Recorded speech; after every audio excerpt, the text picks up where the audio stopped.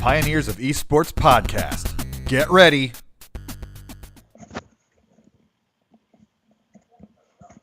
We're awesome. This is great. Dorion's just a madman.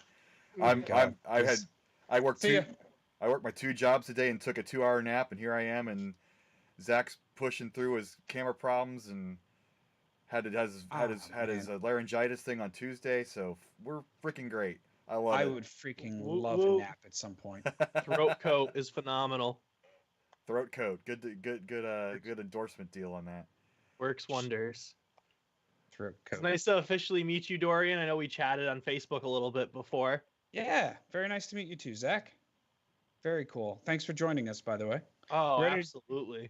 Ready to just jump right in? Let's get it going. Yeah, I'm already ready. I've been asking Chris about this since like the World Championships last year. So awesome.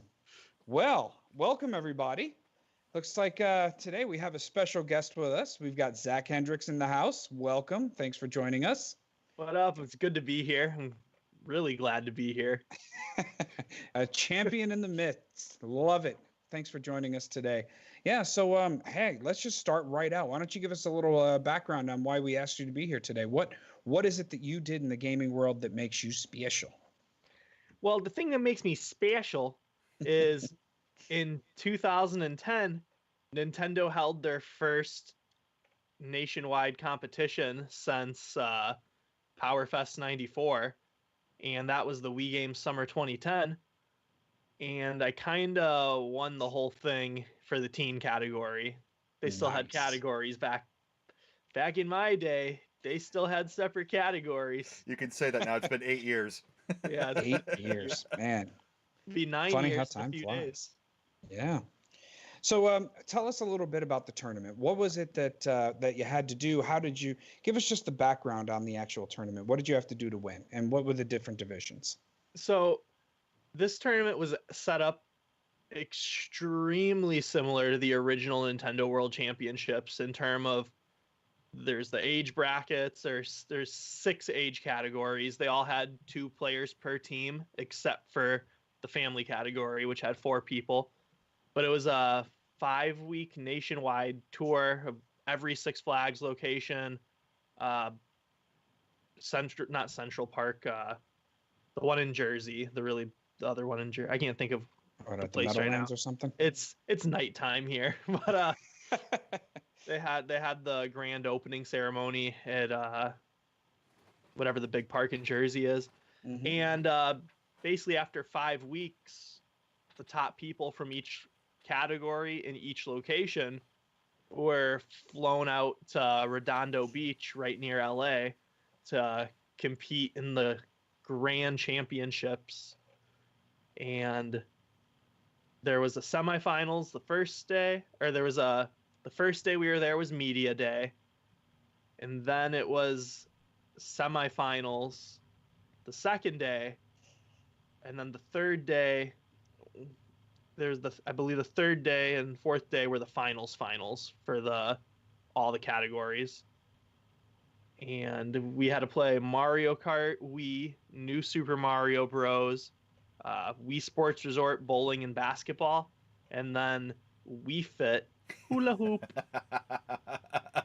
Nice. That's awesome. Yep. Very cool. And so you came out on top, huh? Yep. So you mentioned teams division. Yeah, we were in the teen division. There's a family category, as I mentioned, that was the only team with 4 people. So is it team or teen? I just want to make sure I understand. They're all teams, but I was in the teen team. Got it. Okay, team. If you want to get more confusing, the adult team that won was named Double Team, so it was Team Double Team. But the person who did their audition, I don't know their initial tryout, put their name down wrong. They wanted to be Team, but then they put Team Double Team instead. So it's just a lot of teens and teams, and it's teaming with things. Oof. But nice. Yeah, we were there's the teen category, the family category, the parent and child, the parent and teen, adult, super adult. I love that one. They had the seniors. Super adult. Yeah, They had the senior citizens because the Wii was the big. Let's get the blue ocean strategy. So let's get everybody involved. So what was the age range for that? 55 plus, I think. I wouldn't have made that. Darn it. Well, very cool. All right. So then, what was? How did you find out about the? How did you find out about the tournament? What made you decide to compete in it? And did you already know going in? You're like, you know what? I'm the best. I'm going to win this. So, I was at my friend Frank's house, and he's been my best friend since preschool, and which is super weird because he moved away in first grade and I moved away in second grade. But I don't know how that worked. Kept that bond. Yeah. Yeah. But so I went to his house like I tried to do every summer, and we were gonna go to Six Flags, and he was like, "Hey, Six Flags has got this thing going on, this Nintendo competition, and we should totally try it because I'm pretty good and you're just a solid G." So, and I was like, "All right," and we get there. We came, we saw, we conquered, but I hadn't played 3 out of the 5 games, so I didn't expect anything of it because I only played what is it? I didn't play basketball. I only played Mario Kart, and then I played the Super Mario Bros. At his house a tiny bit to practice, but we had no clue what we were practicing. We were just playing Mario. We didn't know we had to run through the coin battle. And then I never did Wii Sports Resort Bowling, which has the Motion Plus. I always did the other Wii Bowling. So that was actually horrendous during the... Yeah, that did not work out the way I thought it would. But Mario Kart and Mario Bros. Were the highest rated, highest scored games, kind of like how Tetris, Dr. Mario and Tetris were in the past. Right. And I already had a few unofficial world records in Mario Kart at the time. Nice. So, yeah, it just all worked out really well. And it was the second to last week, I believe. Let me see here. We played on September 2nd. What is it you're looking at there? I'm looking at... It's kind of a schedule from back then, or? No, so these are the players' badges that we had to wear. Ah, nice. There was cool. There was a guest badge we all could bring a guest with, and then there was a media badge. But on the back of that, we have our category. Oh, yes. Our personal identification, and I knew it said the date, and it says September 2nd, but that was actually during the competition, so that's not the day I tried out. We tried out in July, I believe. July 20-something. But technology had existed now at this point, unlike past competitions. Yeah. So you could go on the internet and check your standings. Nice. And this is just rewinding a little bit. This is multiple weeks at the same location. So every location was open for 5 weekends, you said? No, the entire competition was open for 5 weekends. Some competitions were only open 1 weekend. Some were open 2 or 3. Some were open 5. Weird. The one I went to, Six Flags Great America, was open for all 5 weekends. Yay, consistency. Yep. Yeah. And were they getting a lot of, like, since this is, I mean, going to Six Flags is a little bit different than going to a Best Buy or going to a convention center or a store. What were the crowds like at these things? Because, I mean, Six Flags is kind of expensive to get into. And so, I mean, you kind of have to be, like, really dedicated to drop your $100 for a team of 2 to get in. Just to get into a Nintendo tournament. It's a pretty high ceiling or threshold, I should say. Not ceiling, but... Yeah, I know the lines are pretty decent, and I think that has to do with the fact that it was a free activity. Right. And it's the Wii. The Wii was in its heyday still. Yep. Oh yeah. So you did have to pay park admission to get into this tournament, huh? Yep. Interesting. Okay. Yeah, I mean, 94, we were in like Walmart parking. I mean, well, not sometimes the parking lots and sometimes inside the store, stuff like that. So it was kind of easy to get into. Of course, uh, in 1990, they just basically rented gigantic venues, and everything was kind of you pay a buck to play or something silly like that. So that's an interesting way of doing it. Yeah, and I'm really interested in finding out because, like you said, in 1990 you pay a buck to play or something like that, and Nintendo hasn't released any numbers for any of their competitions. So no, of course not. I wanna know. Just because I want to know for me, it doesn't even matter. But I've been saying for years this is the biggest Nintendo competition ever.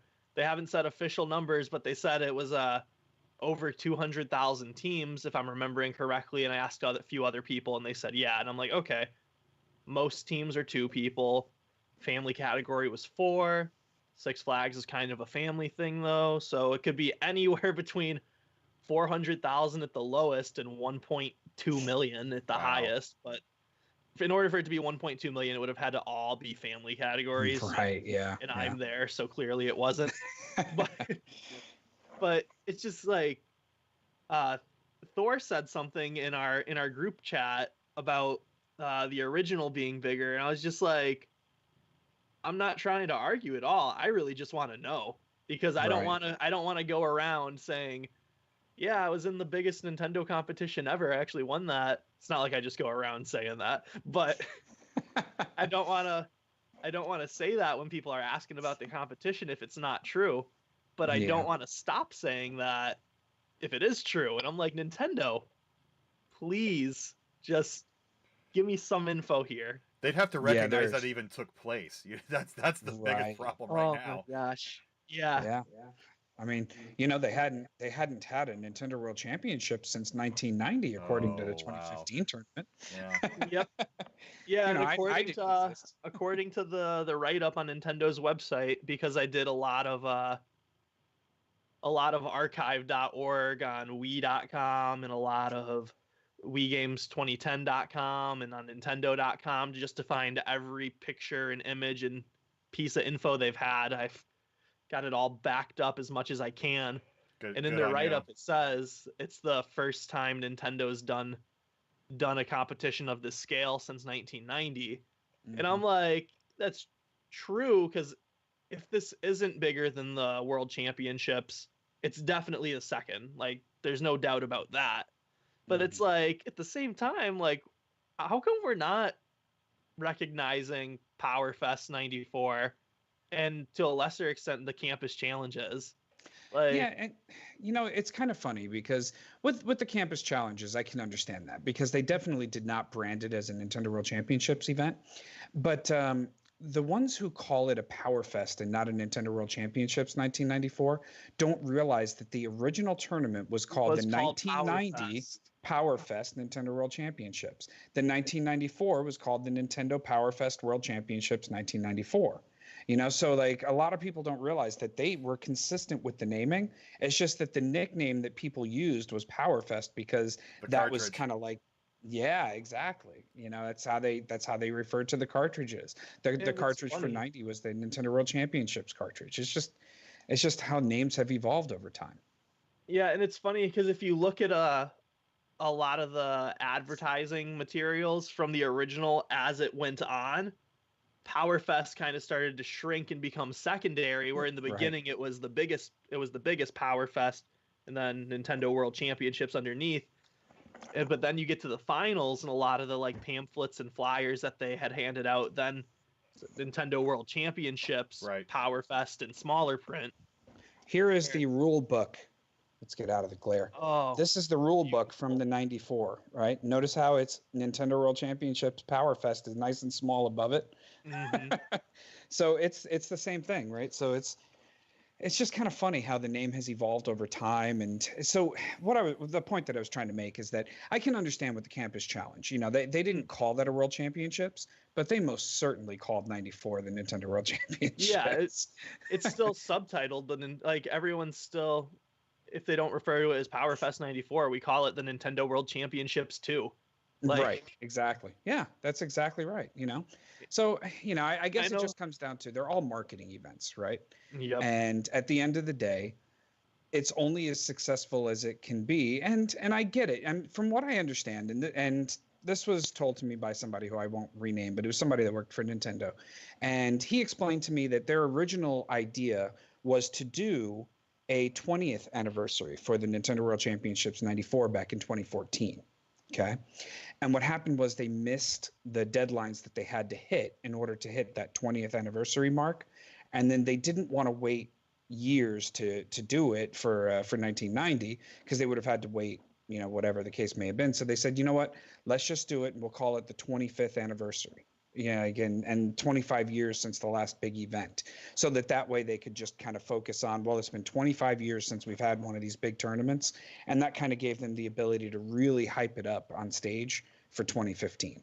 Now, that said, that doesn't explain why, 2010 doesn't exist, because they don't even have the website for it at this point. Yep. And it's just in 2010, the internet was around. We were all doing our research. That's how I found out about Thor. Like, I knew about the Nintendo World Championships. Like, I knew about the carts, I've been in the gaming scene, so I've always known about that, but I didn't really know all the details. And then I find out I'm qualifying for this competition, or it looks like I'm going to. I still didn't know at this point. So then it's just like Wikipedia, Google search, research away. And a lot of other people had done that too. And we were kind of, not like all of us, but a lot of us, like, we were referring to this as like the Nintendo World Championships 3. Like, some of us were. It's just kind of nuts. We were in USA Today and Nintendo Power. And now, and I don't care about me personally not being remembered. Like, I could care less about that. What I care about is the competition itself wasn't remembered. Yeah. And I'm just like, guys, and people are like, are you sure you didn't make that up? And I'm like, I don't know. Am I sure? Yes. Yes. That's awesome.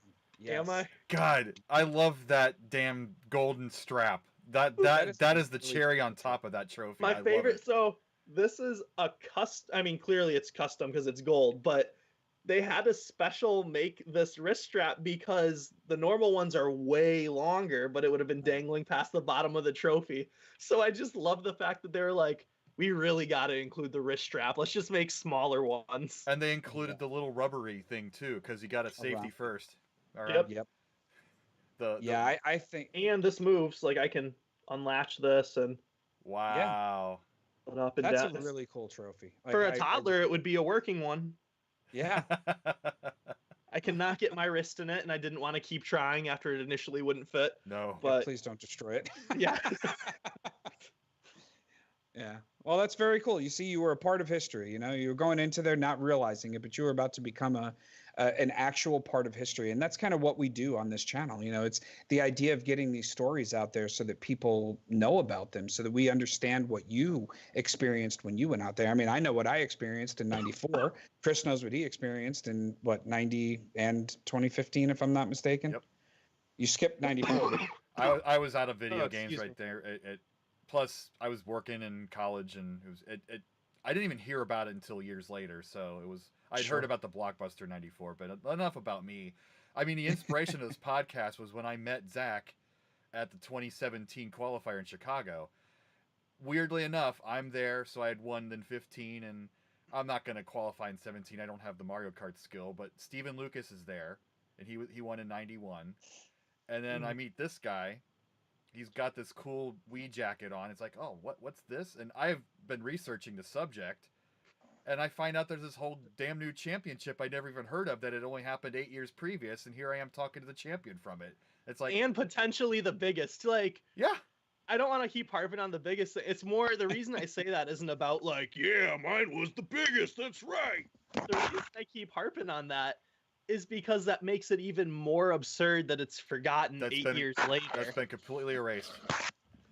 So I've dug up tweets from Nintendo promoting this. I found tweets on their really old Twitter tweets, and they got like three retweets and 7 likes. Oh wow!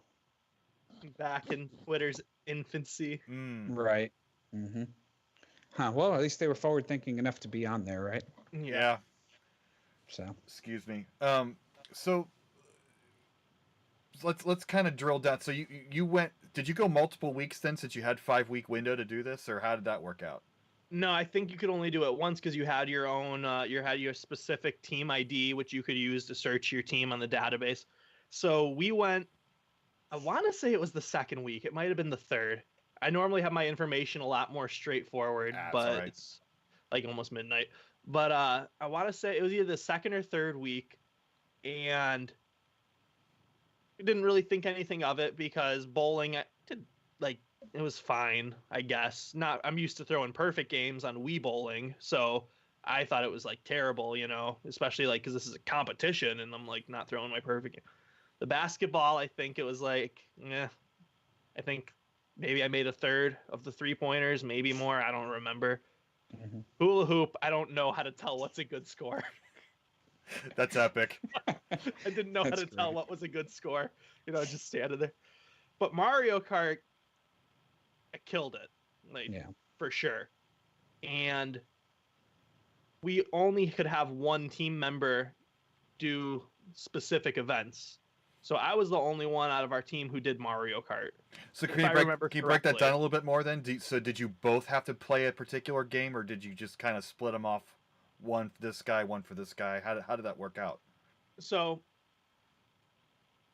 something could be potentially off a little bit because I don't quite remember the qualifying itself. Okay. But I remember stuff we were told afterwards, which kind of matches my memory of it. But I'm not going to say this is 100% accurate. That's fine. But I believe it was split off. We had to do certain games, and then we had to do other games. So maybe I didn't do basketball at all until the semifinals, and that's when I remember not being good.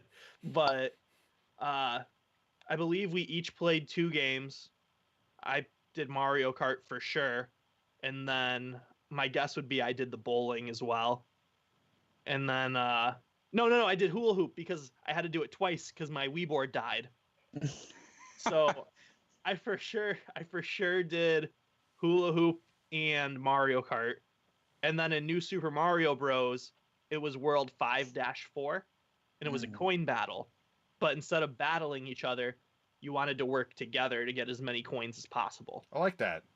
That's cool. Yeah. So, yeah, and I didn't know, even though I hadn't really played that game before, it's Mario. It's side-scrolling. Mm-hmm. I've played Mario my whole life. I speed ran the original. I mean, these guys now put me to shame. But when I was in high school, that was pretty cool being like, yeah, I beat Mario in under 10 minutes. Like, yeah. Now it's like, oh, yeah, you guys are at like, what, 5 minutes and 23 seconds now or something nuts like that. You're a scratch speedrunner. That's the way to put it. Yeah, basically. Nice. But so I knew we'd be fine at Mario, and we did fine. And like I said, I didn't know that Mario Kart and New Super Mario Bros. Were worth the most, like well over 90%. So we end up being in second place in the teen category for Six Flags Great America. And we didn't know if only the top person made it. We didn't know how it worked. Mm-hmm. We looked at every single category by the end, and we looked at the teens, and we were pretty upset to be in second for Six Flags Great America if we didn't make it, for a couple reasons. One, that made us the third best teen overall. So it's like, really, anywhere else this guy wouldn't have beat our score except for one place. But 2, the person ahead of us cheated in Mario Kart. They glitched off the map so they could basically just drive in little circles and win. And I believe the point breakdown is, I don't have my charts up right now, but I believe the point breakdown is for like every second you're under a certain amount, you get like this many bonus points. So he finished the whole race in like the time it takes to do 1 lap. But they end up disqualifying him, so we check the online score again, and all of a sudden we're at number 1. And they gave him our Mario Kart time. They changed it. Instead of just removing the person, they gave him our Mario Kart time. I like that. Interesting. Yeah. And because of that, we were well ahead of this person now because we did better at everything else. Games. So going into so Nintendo's naming is kind of weird. I was going to say going into the finals. The entire event, if you looked on the website, was called the Grand Championships. But it was referred to as the finals, and we all got these jackets that say "We Finalists." Mm-hmm. But then the very first day is the semifinals of the finals. and then after that, the people who moved on were in the finals of the finals of the Wii Summer Games 2010. It's just the naming, the branding is way off on this one. Wii Games Summer 2010. It rolls not right off the tongue.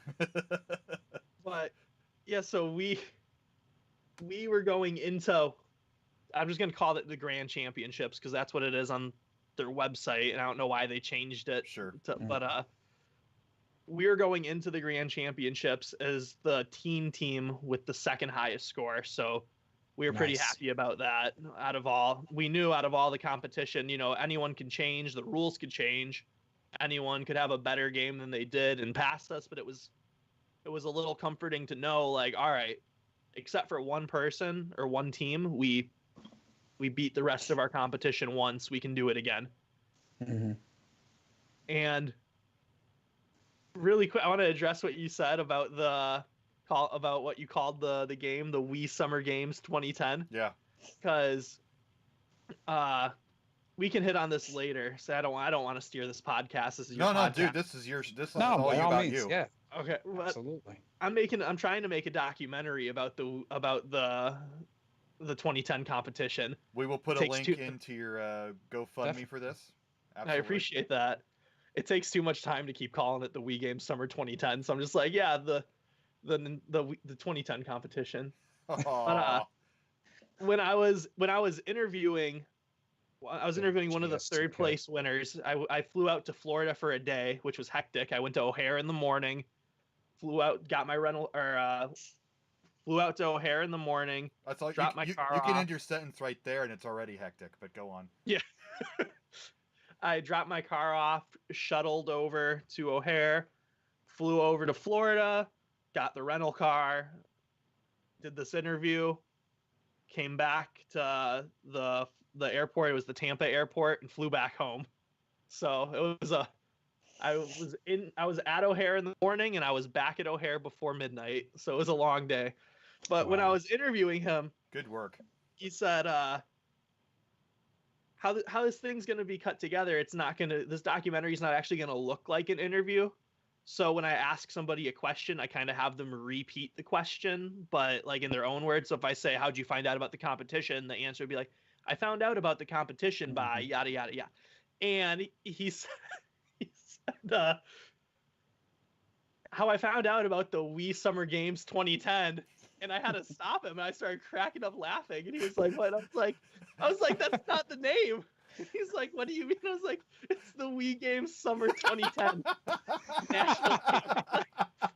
The full competition name. Okay, I don't even know if you can see this. WGS 2K10.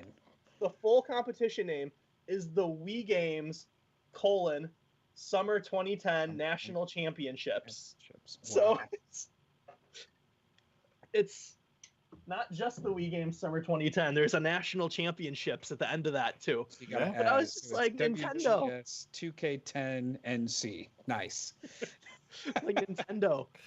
People in this competition don't know the name of it. And I didn't actually correct him. I flipped the camera on myself because I figured this would be a good blooper thing. And I just went on how I was like, see, Nintendo, this is why you got to work on your naming when you people in the competition say it wrong.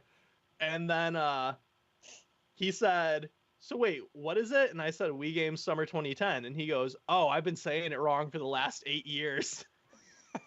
Well, hey, there's nothing on the internet to, correct him, right? That's a sad truth. I know. In my I don't know what to call it. In my GoFundMe video that I made, I have a part where I search the competition, and then it's the Google search results scrolling until I get to something about it. Wow. Because whenever you search the competition, what mainly comes up is Wii games that came out in 2010. Right. Wow. That's unreal. But So is there yeah, not even a Wikipedia entry? Like, nope, there's no there. We are mentioned in the eSports in general for the eSports Wikipedia. yeah. There is a quick mention about the 2010 competition when it's listing the emergence of esports coming back. It's like a one sentence. It's like a throwaway one sentence. That's horrific. Well, I was being interviewed for a small gaming magazine, and it wasn't an interview like this. I had to type up my answers. So I had like an entire like 2-paragraph block because he asked why I thought it was forgotten. I have a bunch of reasons, but one of them is was this Eric Ashley? Yep, this is Flapjack. Flapjack. Shout out to Flapjack. How you doing? Shout out Flapjack. And hello, I don't know you, but hi. And I had an entire like 2 or 3 paragraph block talking about the name of the competition and how I've seen the Wii Olympics 2010, the 2010 Summer Olympics Wii Games, and like I've seen every possible combination. And the whole point of that was to say the name of this competition is the Wii Games Summer 2010, and everyone gets it wrong. And then he's like, "Hey man, I published the article," and I'm like, "Oh sweet." And then I look at the article and it's like, I think it starts out saying how like the World Championships 2017 had just happened, but what about the other competitions? Well, I'm here with Zach Hendrix, one of the winners of the Wii Summer Games 2010, and I was like, no, it's in your article. That's great. That is fantastic. Bro, I had two paragraphs addressing this coming like as we scroll down a little bit. And not to pick on not to pick on Eric, he works at Nintendo now. So it just shows you. At least he knows about it, but yeah, you got a long climb ahead of you to get this right, or you got to figure something. The 2010 competition or the 2010 championship is probably. I think you're right. That's the way to refer to it to simplify things going forward. I'm gonna stick with WGS 2K10 NC. That's my name for it from now on. I know my hashtag that I made because I try to write it out and I'm like, this hashtag's ridiculous. So I just do WGS 2010. But I like yours so much better. Wow. 2K10 NC. 2K10 NC. Good thing they went to 240 characters, huh? Yeah, right. No kidding. At the 2017 World Championships in Minnesota, I talked to Ed Murray, who I believe was kind of the one coordinating the whole thing for 2017.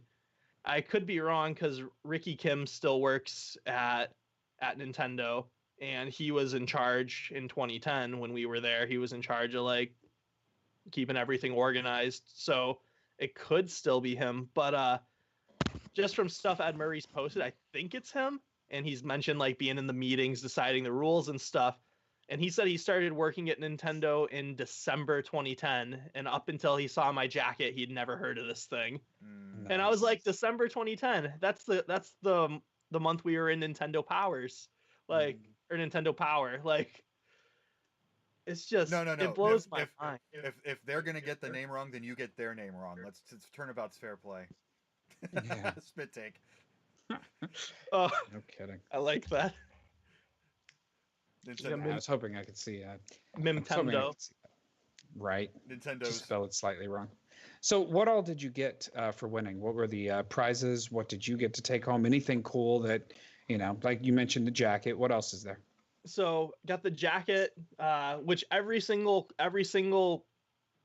Grand Championships qualifier got one of these jackets.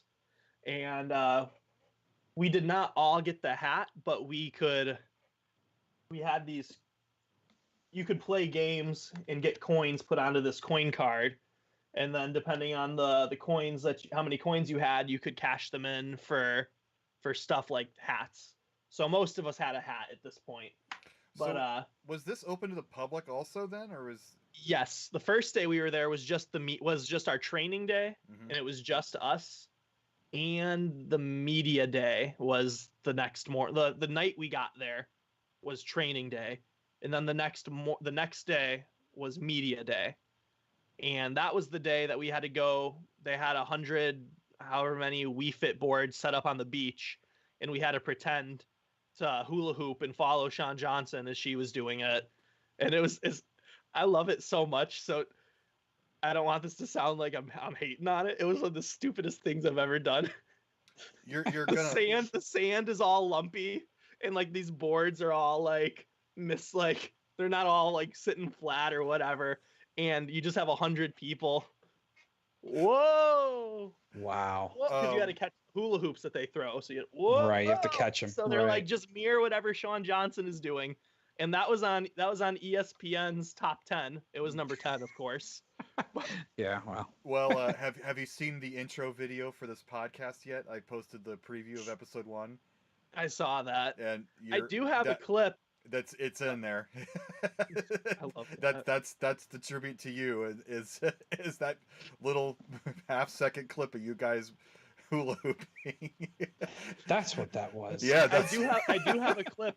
Where I hoist the trophy. I saw you had the other winners do that, so I could send that to you for some other time. Yeah. But Nice. get back to your original question about what all we got. So we got the jacket, the hat, the trophy, a year of Netflix for the Wii. So we got Nice. the disc still, because that's how you had to watch it on the Wii, with the disc. Yeah. And we got a year of first-party titles sent to us. We got a new Wii with all the four Wiimotes and 4 nunchucks, and we got a Panasonic entertainment system, including a 42-inch plasma TV. And I want to harp on that one for a second, because in 1990 the original winners all got a 40-inch Panasonic TV.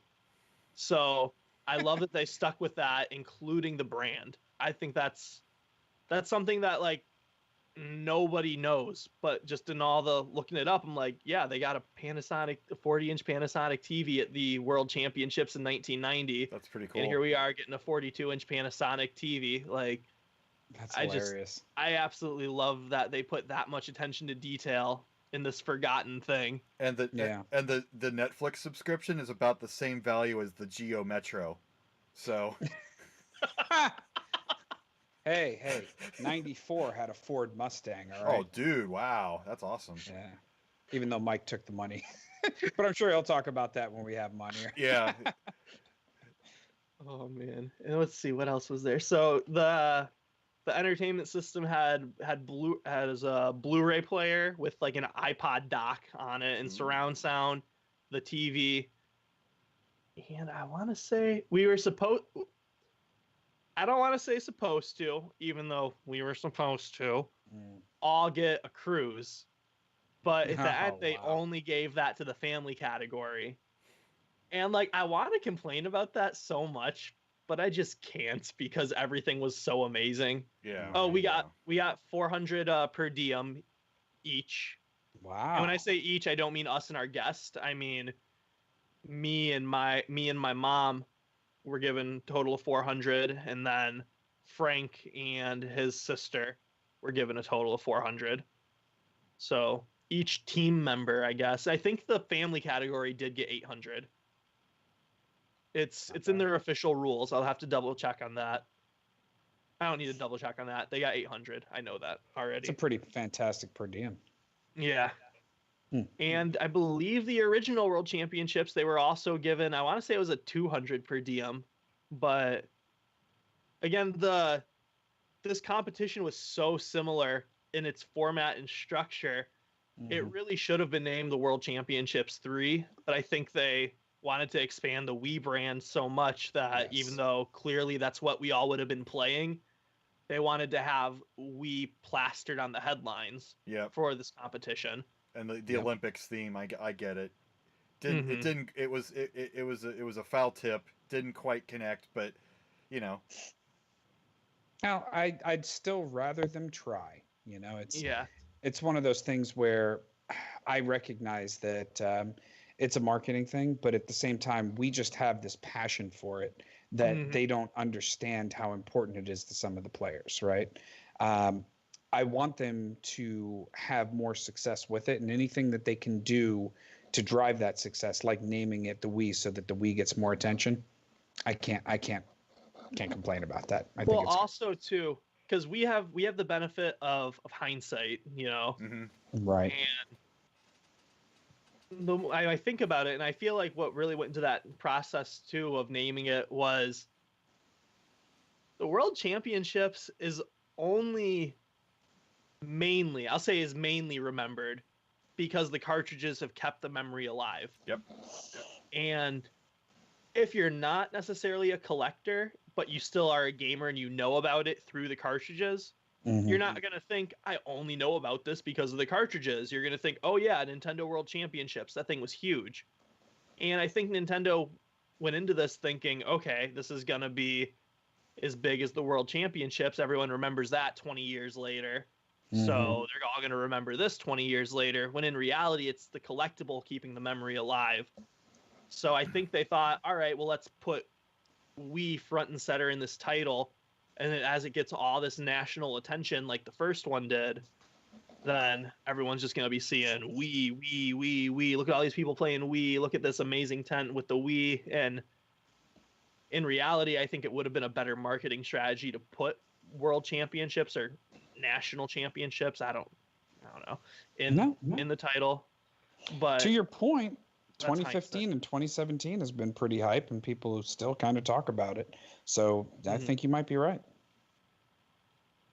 And the only real collectibles to come out of this, I would say, our trophies would be our cartridges, because not just did the first place teams get trophies, but the second place got the same trophy but silver, and the third place got the same trophy but bronze. And if you look at the bottom of the trophy, mine is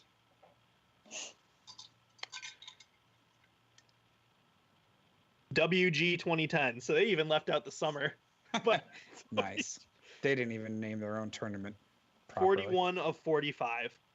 Oh, wow. That's kind of cool. If you look at there's 6 teams. They all have 2, except for the family category, which has 4. 4. So let's just say 7 teams of 2 for easier math. And then you have your first, second, and third place team. That comes out to 42 trophies total. And then Nintendo had a first place, a second place, and a third place on a display case, which gets us to the 45. Got it. So they're all part of one series. It's not like this is one of a few, and then there's one of a few for the silver and one of a few for the bronze. They were all made in one series, and the fact that they're numbered on the bottom, I think, kind of like helps with that, if that makes sense. Like, but I think that's our equivalent of the cartridge. Of the cartridge. Carts, yeah. Because you have the gold carts, and then you have the gray carts. And I know one of the bronze trophies, the TSA broke to like look for drugs, and there is a huge back and forth between them and between Nintendo and the TSA before getting it fixed. I know for a fact it was at least one. The mom in the family category said trophies. They broke our trophies. The son in the family category said, oh, I think it was just mine. So I don't know how many they broke. They for sure broke one, but I have that one. I acquired it a while ago, but it's the little weld mark on the side of it, I just think is so cool. Yeah. They got some history. Eddie George won the Heisman Trophy in the 90s, and they broke his Heisman at the airport, too, so you can say it was Eddie George. Eddie George. I like that. That's awesome. I'm going to include that in the doc. Oh, good. Nice. Yeah, I'm glad to help. There's your contribution, right? It's cool. Just like so cool because like other than the one of his that I have, I don't think any have been sold. Like I've looked online, I saw a jacket. I saw one of these jackets on eBay a long time ago, but I haven't ever seen one since. I thankfully ran into a guy who had gotten a bunch from the Salvation Army right after the event and a bunch of the hats. So I think Dorian might know this character. Yep. I do. The only reason I'm not naming names is because he's my source for some other items that I'm still waiting to get. Nice. No, because so you're a big collector too, huh? Yeah, and not even like as a whole, I want to be a big collector, but specifically for this forgotten event, like when stuff is lost, it's going to be lost forever. Absolutely. Right. And I don't want that to happen, which is why I made sure to get another trophy. I still need a silver, and I'm having every single third place winner that I can run into. I'm having them all sign the side of the base with the bronze Sharpie because I want the team names.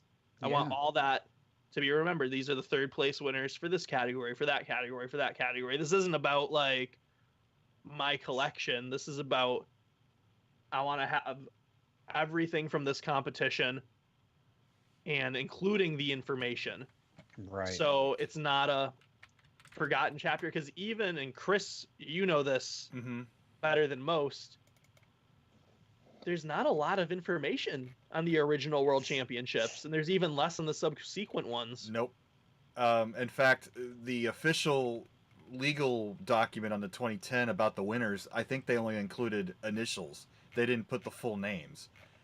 So we don't even have a full list of the actual. Yeah, I have first initial, last names, except for the actual winners.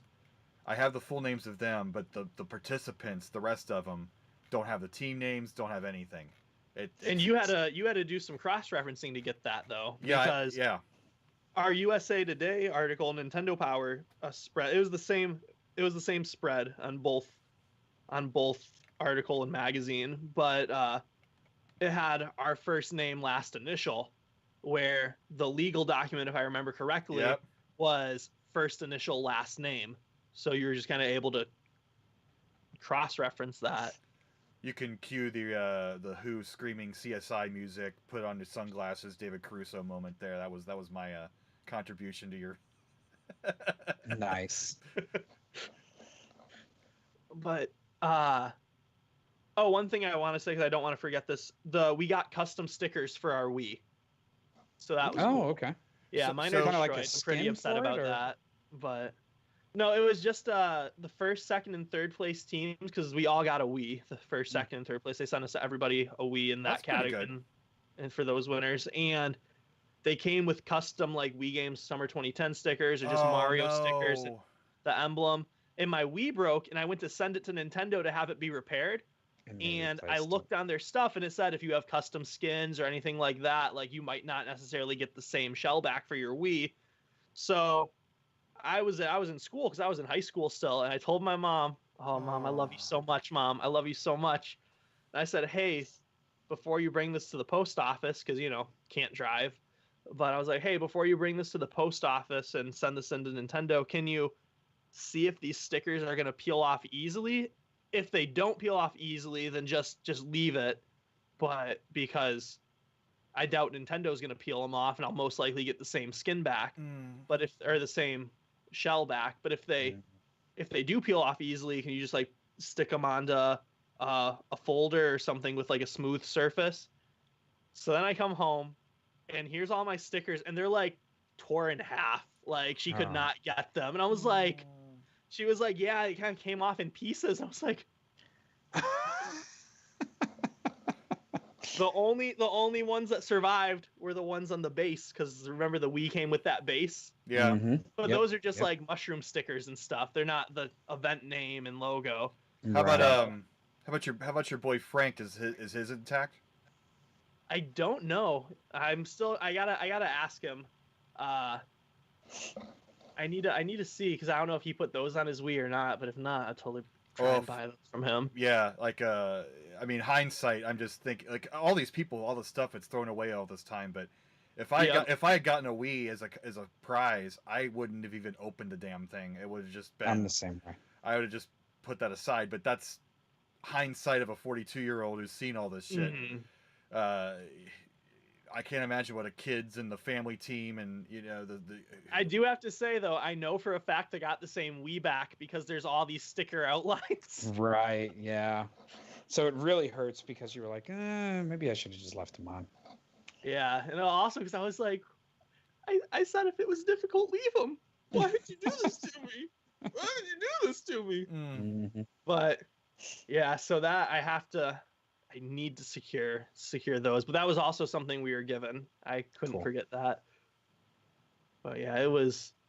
I know Frank's got a picture of him like posing with like leaning against the TV box with all of the Wii and the controllers and stuff stacked next to it. Nice. Very cool. How many games did you end up getting out of that? Because Nintendo wasn't like 2011. That was kind of getting near the end of the Wii's run. I want to say we got 12. Wow, and that sounds about right. They're not like it was a prolific publisher. Did I say all games? Because I meant all first-party games. Yeah, that's right. Well, yeah. I think I said Nintendo first-party, yeah. But yeah, we would get them in the mail. They would just be in my mailbox, just a Wii game. Nice. It was pretty cool. Did they come pretty much on release, or when were you getting them? Yeah, we got them like right on release. Nice. Yeah, it was awesome. It was awesome. They would always come on Tuesdays, and the games came out on Tuesdays, I think. That's great. Yeah, it was phenomenal. Very cool. So okay, so fast forward a little bit. You said did you know about 2015? I mean, I would assume with all of the press everywhere. Yeah, I was pretty upset because Nintendo kind of did a snafu with some of the rules. After meeting Chris and knowing he's like the world record holder, I feel a lot better because I know there's no way I could have beat him. But I went to the Chicago one. I drove there. I got there very early. I got there at like 4 a.m, maybe. And I waited in line. I camped out because you only got one shot. Well, that's we'll go into and that. This was was the not rule. near. This was not near my home, so it was like an hour and a half drive. And I get back home, and then I find out, in California or San Francisco, I think was the specific city, but in San Francisco, they let people go more than once. They just let people keep going. So because of that, they let them they started that at every location. And I was like, are you kidding me? Are you? And specifically, the adult winners, TJ and Chris, I was there with them as well, from 2010. And specifically TJ, I'm almost positive he had a score like in his own practice time that did top your qualifying score. But so like specifically for him, I was like, I could have made it. And I didn't know you at the time. I'm like, I could have made it. And I know for sure TJ would have if he had the time to keep playing. So I was like, I was so angry. Yeah. Because I was like, it was too late. I was home. I was an hour and a half already. And Small World, Mike Iarossi was also there and had the same fate. He topped out early and went to the Galloping Ghost arcade and then found out after the fact that I was the only one who was paying attention, and I got my second try and got in. But so yeah, it's funny because we all have stories about kind of that same situation. Mike and I have been friends since probably 1990-ish, right? And so he was going to be at the one out east. I was going to be at the one out west. We knew there was going to be one try and one try only. So we got there in the morning. Mike got there hours before I did, obviously, and he did his game and he left. And he's like, "Yeah, I lined out. I'm going to go to Galloping Ghosts." I'm like, "All right, yeah." And so I'm watching people at my store play, and I'm like, "All right, 5 million, that's not bad. I can beat that." I'm thinking that's fine. I can do that, whatever. But you know what? I'm not going to play my game yet. I was hanging out with another one of the '94 finalists that I just happened to meet there randomly, and we're like, "You know what? Let's go to Starbucks. Let's just play. Just get a whole bunch of games under our belt, get as much practice as we can, and then we'll go in and do our one game." And so we go back to the store at probably 45 minutes before they were about to close. And we're like, "Wait, those people just got back in line." They're like, "Yeah, you can play as many times as you want." And we're just like, "You've got to be kidding me." So like we missed that. I called up Mike. I'm like, hey, they're letting people play as many times as they want, and it was just such a nightmare, and really And disappointing. good memory from that though. And again, the bitterness was gone pretty quick. Like before meeting you, but like you completely like after like, oh, world record holder was at the Chicago location. Okay, I feel a lot better now. Not at the time. I got that. John Numbers was the record holder at that point. He was astronomical. He was the only person with an 8-digit score at the time. And he got the first 10 million, right? Wasn't it like 10 something? He was like I think 11 or 12. But I thought that was later, but but he was definitely 8 digits at the time, and nobody else was even close to that. And my high score at that point was 4.5. JD, and who I was with, my friend JD, he was over. His high score was 5, but he tried 3 or 4 times, and I don't want to say choke is a harsh word because it's such a the scores are very wide. There's a wide range of scores. It's very hard to be very consistent with that game, but anyway, it was me. We were paying attention to social media, what was going on, and as soon as we saw that people were playing other cities, we went back and asked. That's kind of how it went down. But it's not. This isn't about me. This isn't. I want to say, I could be wrong. I want to say TJ's score at the time was like 8 million was his best. Wow. I could be wrong on that. I know it was definitely like in the millions, but I think I haven't thought about his score since 2015. But it's just a random. I remember sitting in the car playing it on the back, and we're just talking. He's playing in the front, And I met them there. I didn't ride with them there or anything. But I want to say I remember him saying he got an 8 million. I could be wrong on that. But a cool thing that did happen there was because I wasn't really in the gaming scene anymore. I'm always going to be a gamer. Like I just love playing games, like but I wasn't in the scene since 2010 when streaming. We barely missed it. It could have been so much bigger. Yeah, if it just happened before that wave. It was like a year and a half before the boom. But I was trying to upload videos to YouTube right after it happened because I'm like, okay, you got to ride this momentum.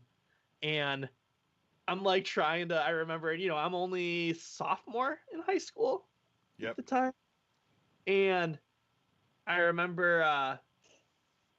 2010, it was the summer, which means it was going into, I was a junior. It was the beginning of my junior year. But I remember like using my flip phone and like trying to like record the TV and like go back, and like I was just like, this is stupid. This is the stupidest thing ever. So then I stopped doing that and I didn't do it at all. I was out of the scene up until 2015, and I wore my jacket, and Jason Ganos, who is the guy that at the time it was Nintendo Inquirer and Amiibo News, but now it's Nintendo Wire. He's the guy who made that and who runs that. And the Nintendo employees had blue jackets similar to mine. Oh. And he went to ask me a question, and then he was like, "Oh wait, you're not person." He's like, wait, he's like, I recognize that jacket though.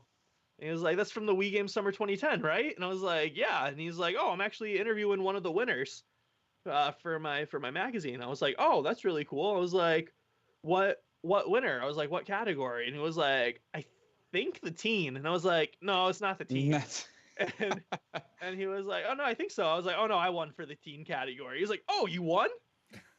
But because of that, I got invited to be a special guest for their 24-hour St. Jude's live stream. Oh, cool. Nice. And that happened shortly after the competition in 2015.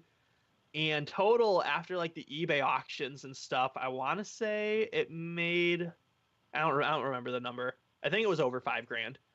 But total after the eBay auctions, it was like $5 or $7,000 or something like that. And like, I was a part of that, and it was really cool. And also Abdallah was there. He wasn't as huge yet, but he was still kind of big.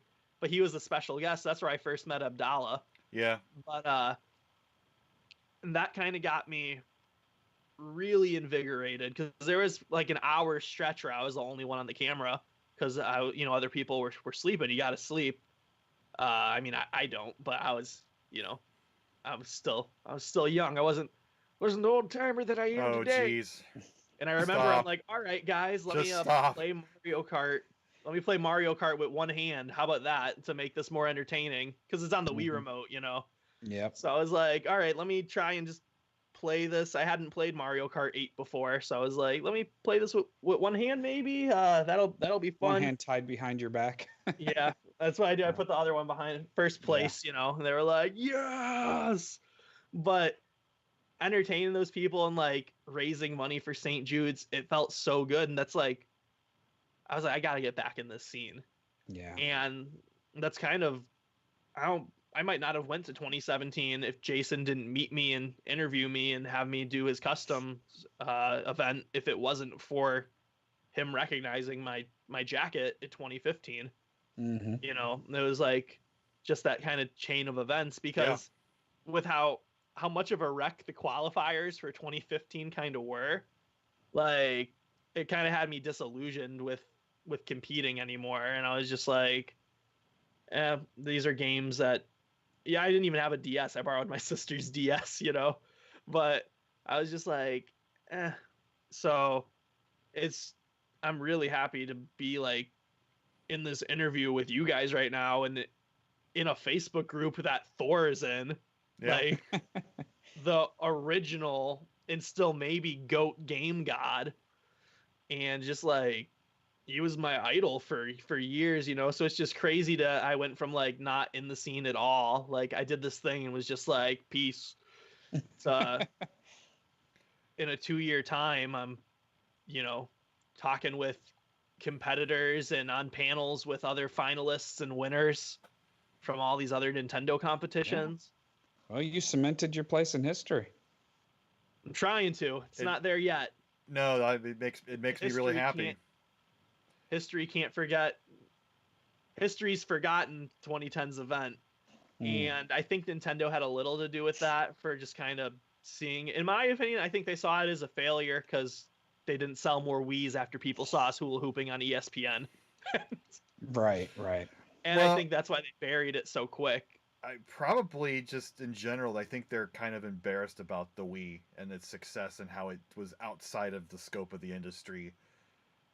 They made it a crap ton of money. They sold a crap ton of units, but there just might be maybe embarrassment's probably the best word I could come up with. Yeah, I feel like it's simultaneously their like greatest pride. I think the Switch has now replaced that because of it being on pace to outsell the Wii.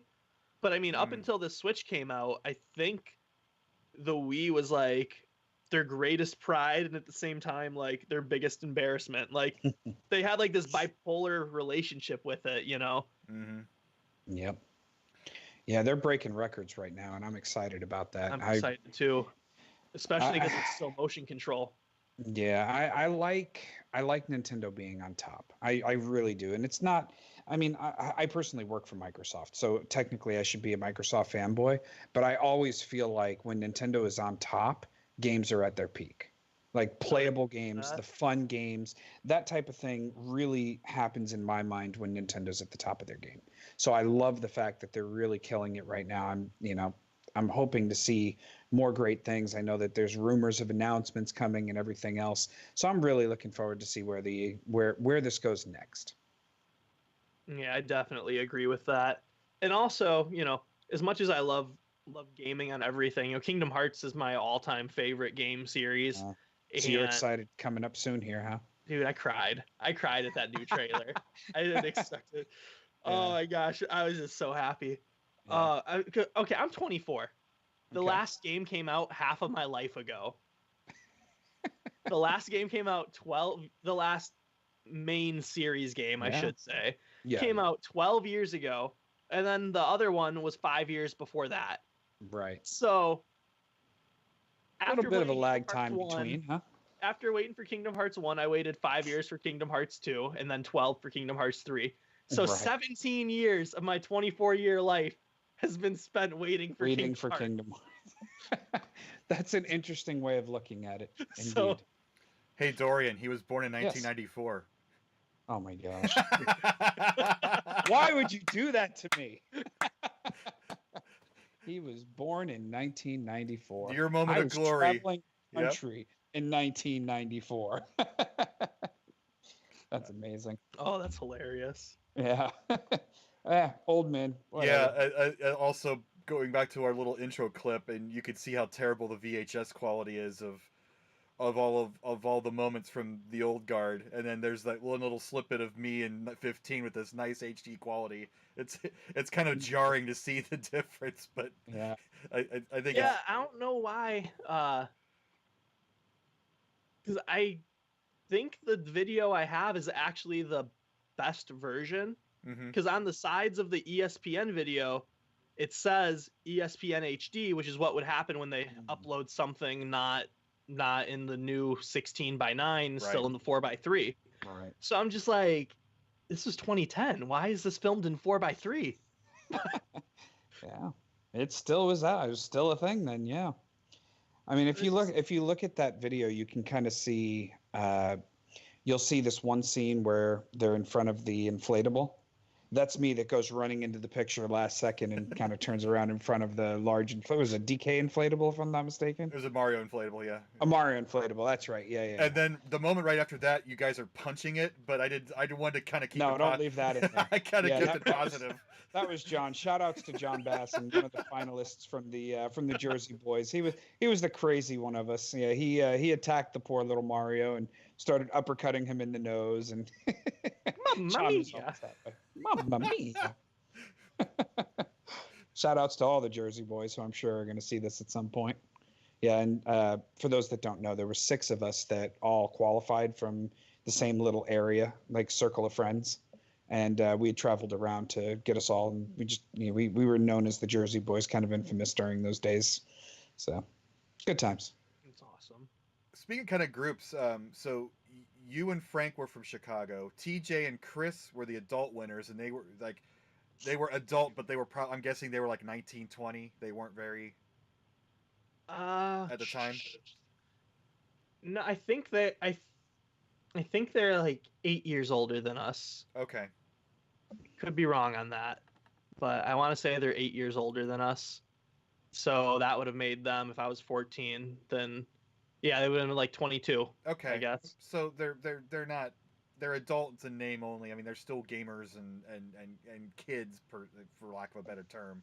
But you two were the 2 dominant divisions, right? Yep.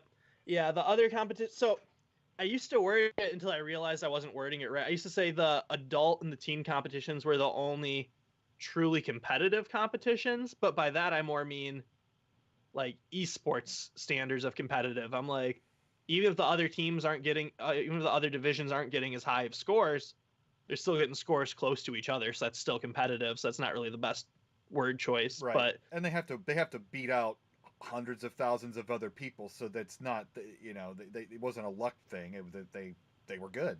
Yeah, I do know. I think at one of the locations that was only open for one weekend, I believe only one super adult team even played. Oh wow. So they made it because they were like the only team from that location, if I remember correctly. Which, I mean, makes sense if it's at a mall and it's open for, or if it's a mall or a park and it's open for 3 days, but Friday it's only a few hours, and then right Saturday and but how many locations were there total? Wait, okay, there were 25. 25 locations. Yep. So yeah, so the total, so I crunched the numbers. The total number of hours that the qualifiers was open across every location. And when I say total number of hours it was open, I don't mean like on one day that would be 8 or 12 hours. If there's 2 locations and one's open for 8 hours and one's open for 12 on the same day, that's 20. That's 20. Mm-hmm. But oh yeah, that was another thing. The times were different everywhere too. Some places were only open for like 4 hours and some were open for 12, but total this competition was open for, the qualifying rounds were open for 1,282.5 hours, or 53 days and 10.5 hours. Wow. And the number of unique qualifier days, and by that I mean day per location that it was open, is 170 day. 170. You had 170 chances to qualify depending on where and what day you went. And the original World Championships, I know Saturday and Sunday it was open 10 a.m. to 9 p.m., so 11 hours. I have not been able to find how long it was open for on Fridays, and mine was shorter on Fridays, and I could see the original being shorter as well. So I don't have the exact number because of that, but at the very least, it was 812 hours for the original World Championships, and at the most, it was 957 hours. Well, and on Sunday, the cutoff happened in the afternoon for the finals, so they cut it off at like 2, 3. Earlier than that, yeah. Well, in that case, well, so your but numbers the are one lower. thing is though, with the how many stations were there with the Wii version, with the 2010? There was a lot because the order you did the stuff didn't matter. So I go in and it's like, yeah, there's an opening at Mario Kart. You can play Mario Kart, and you would have a person with like the little referee polo, you know, on, and it was like light blue stripes instead of black. But just go buy you the clipboard, and they would just write down, you know, they'd follow you to the next location. But because of that, you had a pretty good flow of like people moving in and out, since as soon as somebody finished one game, if you're waiting in line, like, all right, well, you can jump on this one right now. You can jump on Mario Kart first, and then, oh, well, that guy just finished this, so hey, you can just go and jump over there. So there was only one set of stations, though. There was one for each game. No, there was a few per game. Okay. There was a few balance boards. There was, you know, and it's, if you go to Six Flags or any theme park, how they have those areas where you can do the paintballing and stuff, like shoot those targets.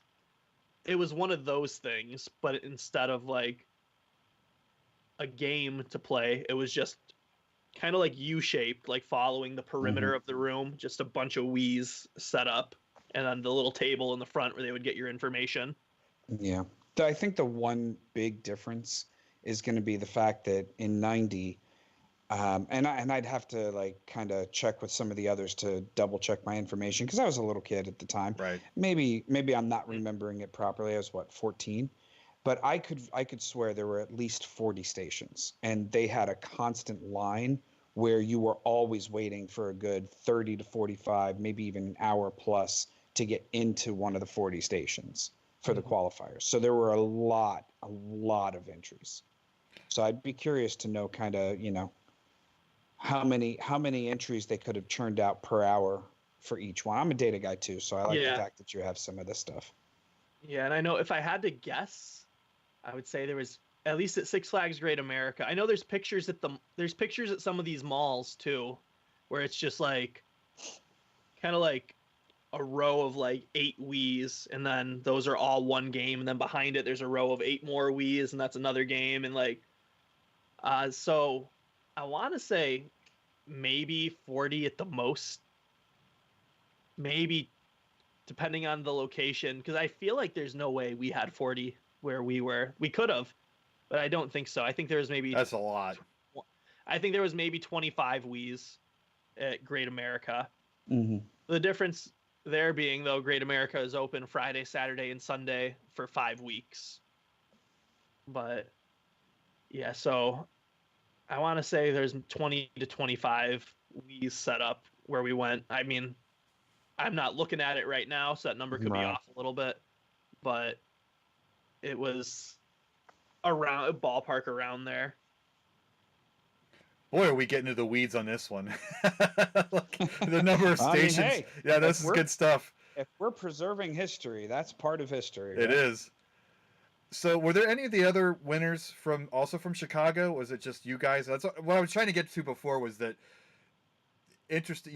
The California tended to dominate the other competitions, and then the New York, New Jersey.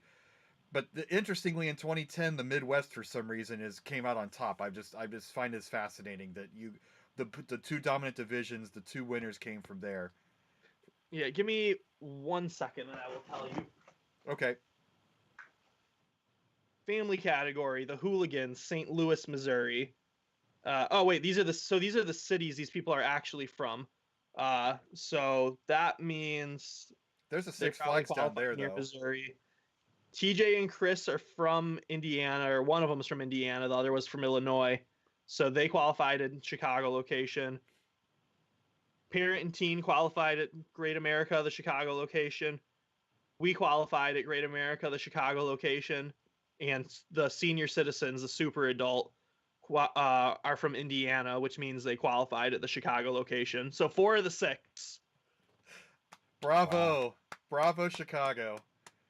Yeah, I need them to make a super adult later on in my life so I can make sure to just absolutely crush everything. And then the other 2 categories, and then the family category and the parent and child, they're from Missouri.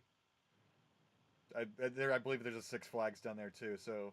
Yep. So it's kind of crazy that there's 25 locations and all the winners came from 2. Right. Out of the 6 categories. It's unreal. So there were none on the Far East Coast, huh? None of the winners. Right. Nope. Yeah. I do have to say on the Far East Coast though, they did have I know the third place, the family category for third place, they qualified at the New York location. And the New York location is special because that's the grand opening ceremony. And Rick Bruns, who was he owns Powerfest 94. He was one of the finalists, but he's one of the 2 people to own Powerfest 94. You're looking at the other guy. Show him the card. Wait, you own it? That's you? Yeah, that's me right there. Oh my gosh. Yeah, it's sitting right here. Small world. That's amazing. His head's been blocking it the whole time. Yeah, my head is in the way. Yeah, so let's see, it's the NWC cart, NWC controller, and then the 94 Nintendo World Championships Powerfest cart. And a Virtual Boy. You were only in a little circle on my stick. Now I've gotten you half screened.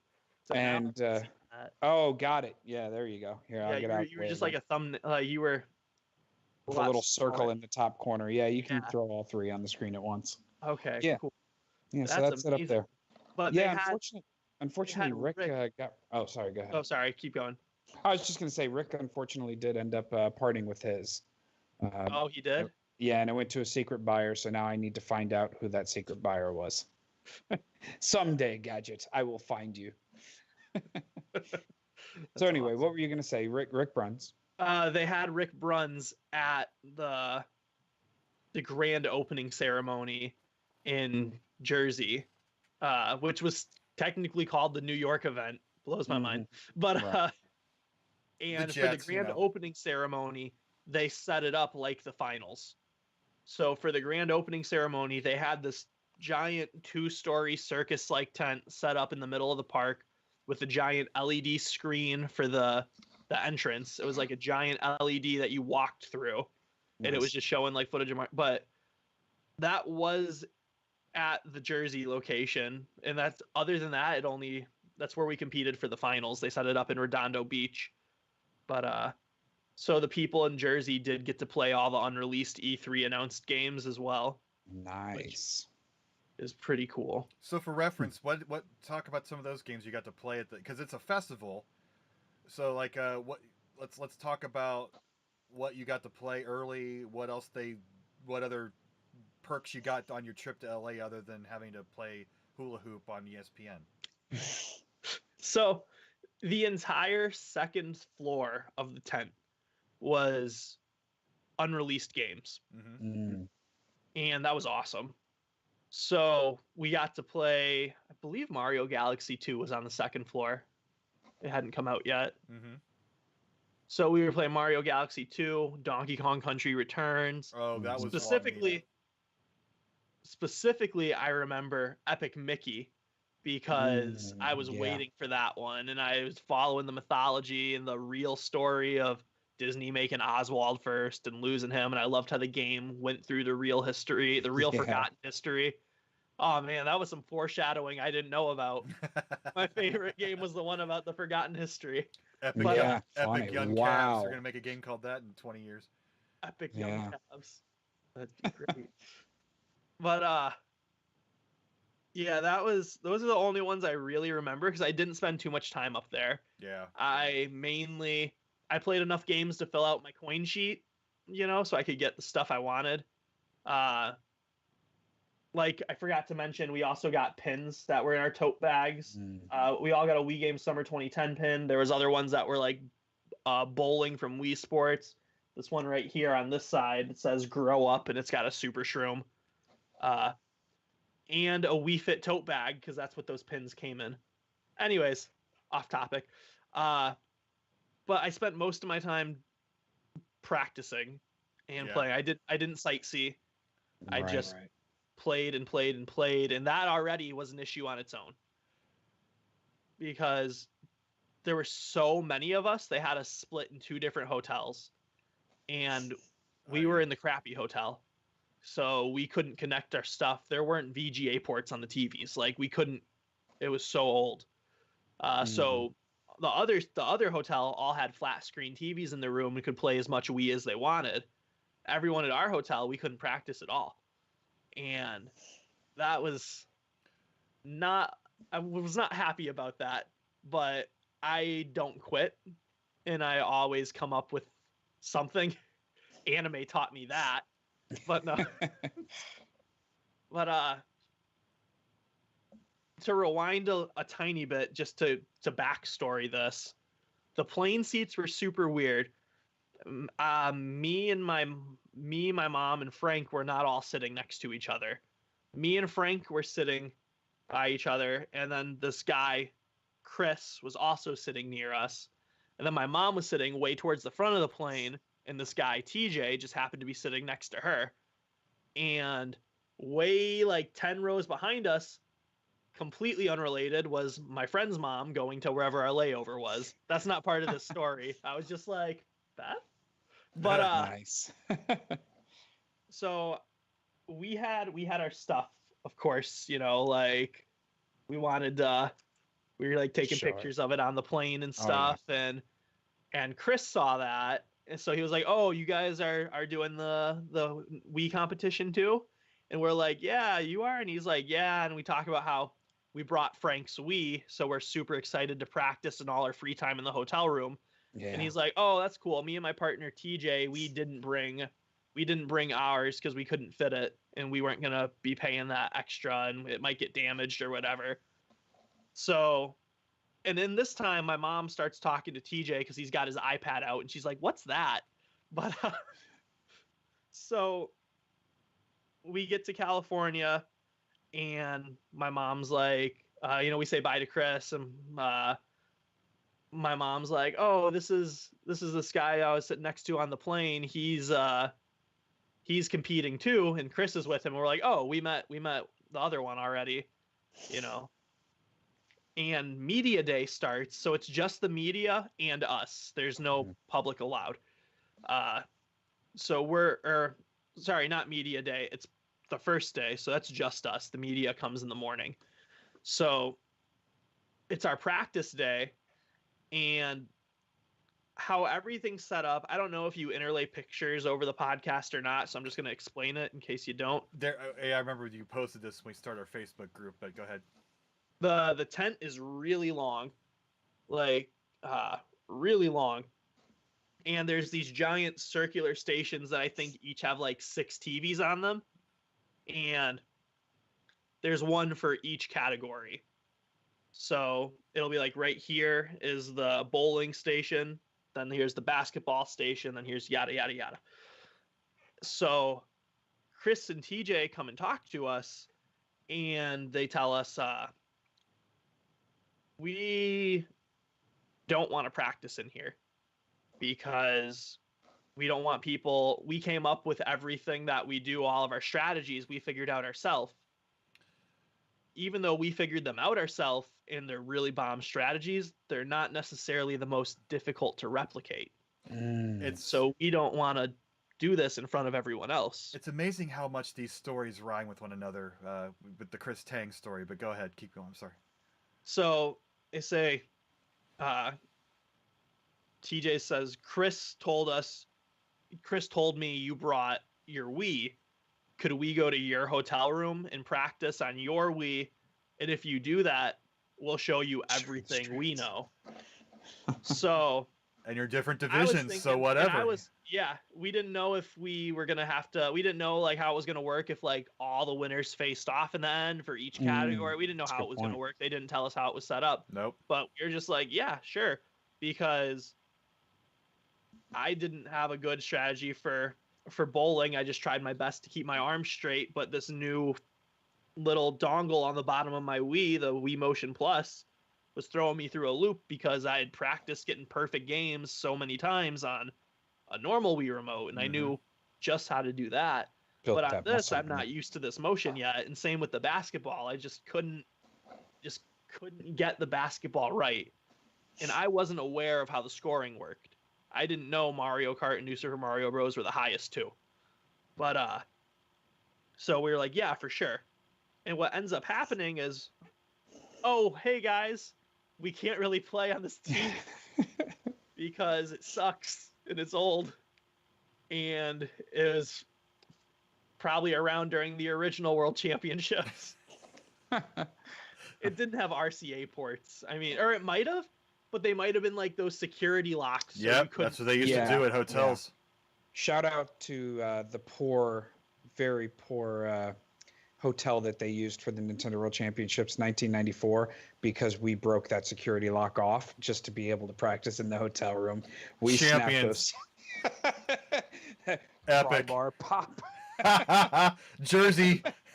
Oh, that's right. Yep, the Jersey boys struck again. We sat and it's funny because we practiced Donkey Kong Country, and we will talk a little bit about that because of the timing of that release and the fact that they snuck that into the finals. So anybody who's watching this episode that wants to hear an interesting story about how that played out, be sure to tune into that episode where we talk with Mike Iorosi. Little plug for a future episode, but go on. So you have the hotel room. It's you can't get into the TV to use it. What did you do to get around it? So we tried to talk to Nintendo and nothing. So we tried to figure something out. We couldn't figure anything out.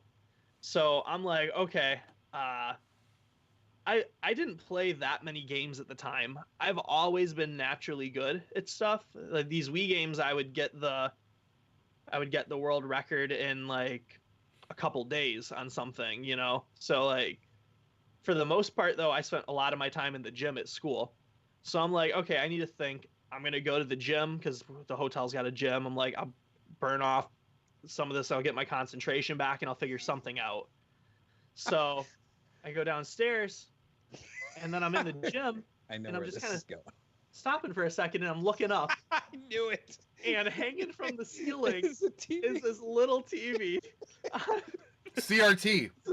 You have this little CRT TV hanging down on one of those, you know, those old metal, like, they're like L-shaped with the flat bottom. You put in the ceiling, you like hinge it around. And I'm like, and I get up and I go over to that TV, and I'm like,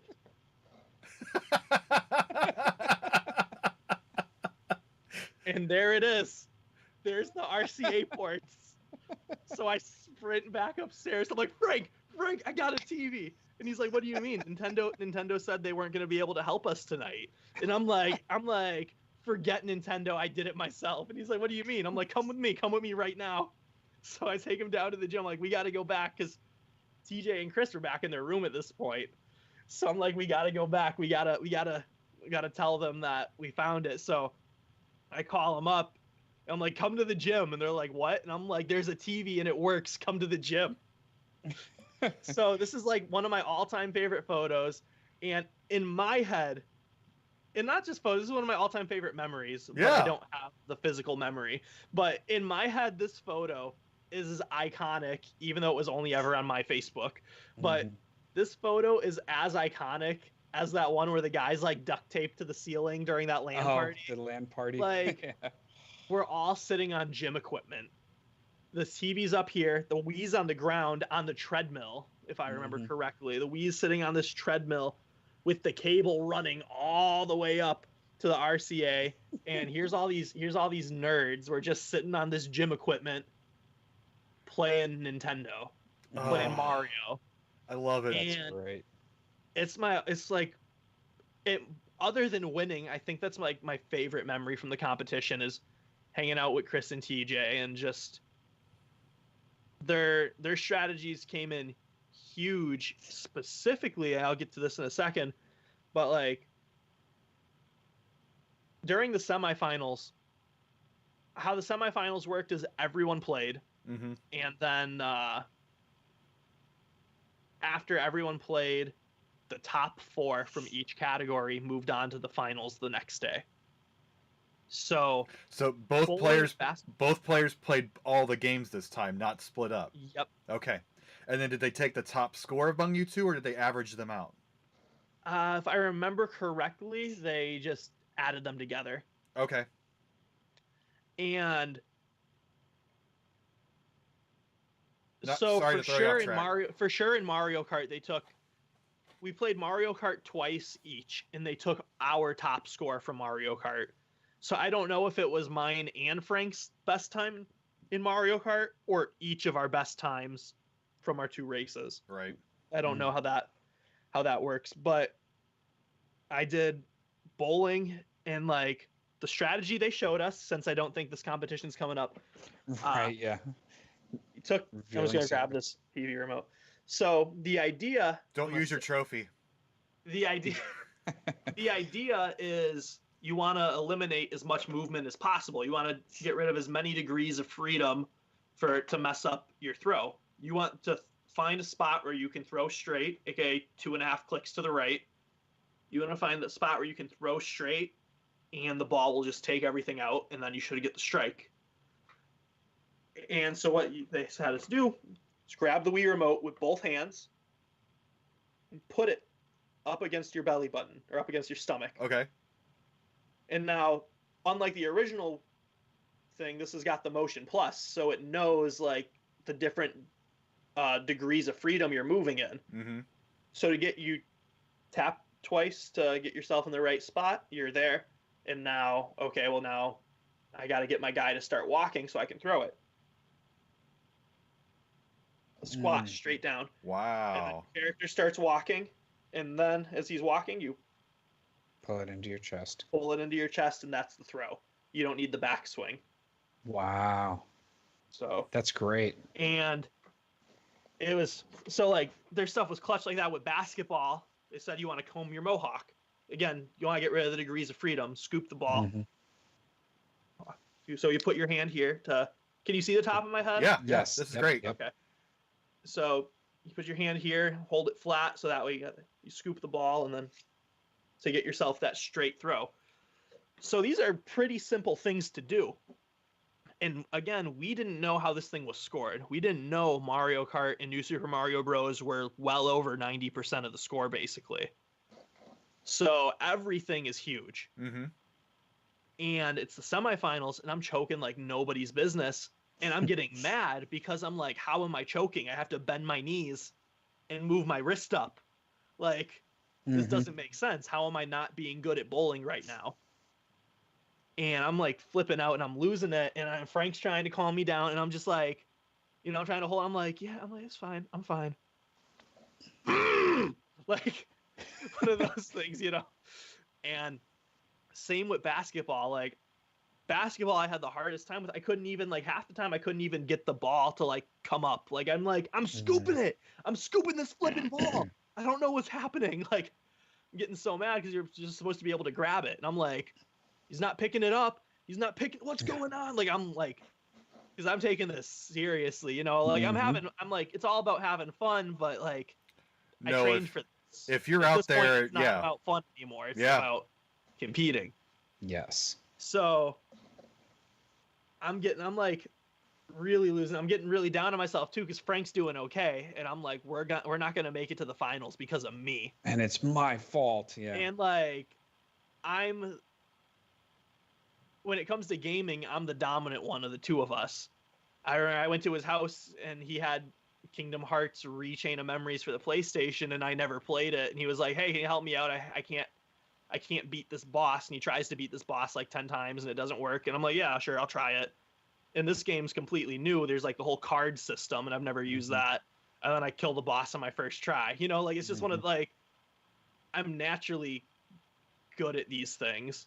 So when I also practice, I get a lot better than like naturally good. And that's how it was supposed to be. How I was supposed to like come in clutch. And we were practicing the day before, and he's like kind of trash talking a little bit because I'm like not doing as good the later the night goes. Good for him. And he's like, maybe I should just play Mario Kart for us too, since I'm kind of carrying you the rest of the way. I was like, don't do that. Nice. I was like, don't do that. And he was like, I'm just saying. I was like, no, don't do that. I'm like, you got those world records? And then he was like, well, technically you don't either, because on the Wii, it was super easy to hack. So all the world records were like 0.001 seconds. Yeah. But you can always do a time trial against the next best person after you get, and my time trials at that point were to compete against people who were 0.001 seconds. So I was like, so he's like, technically you're not the best either. I was like, let's do this right now. Right now.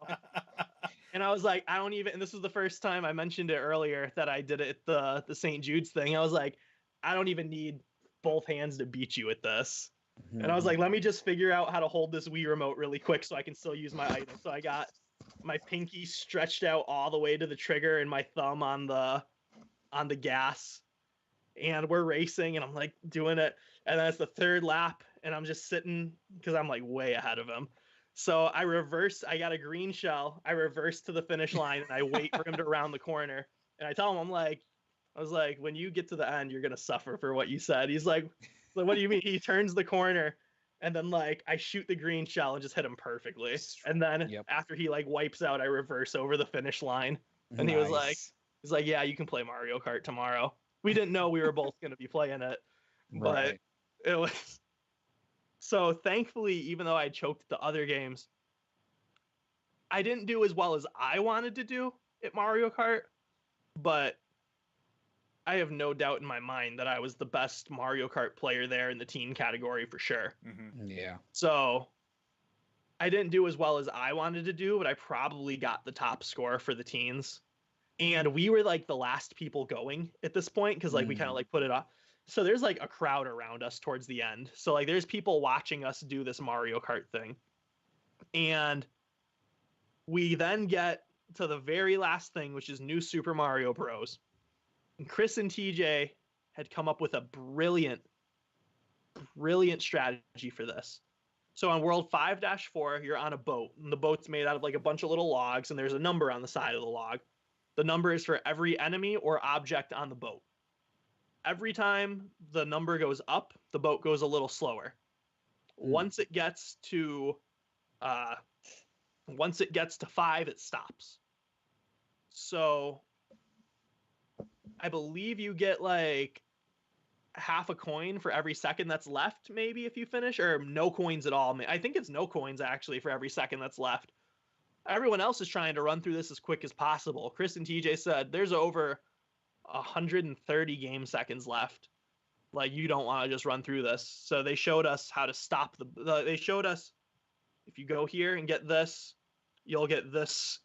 And the idea, you both need to have a fire flower. You only have one chance to each get a fire flower.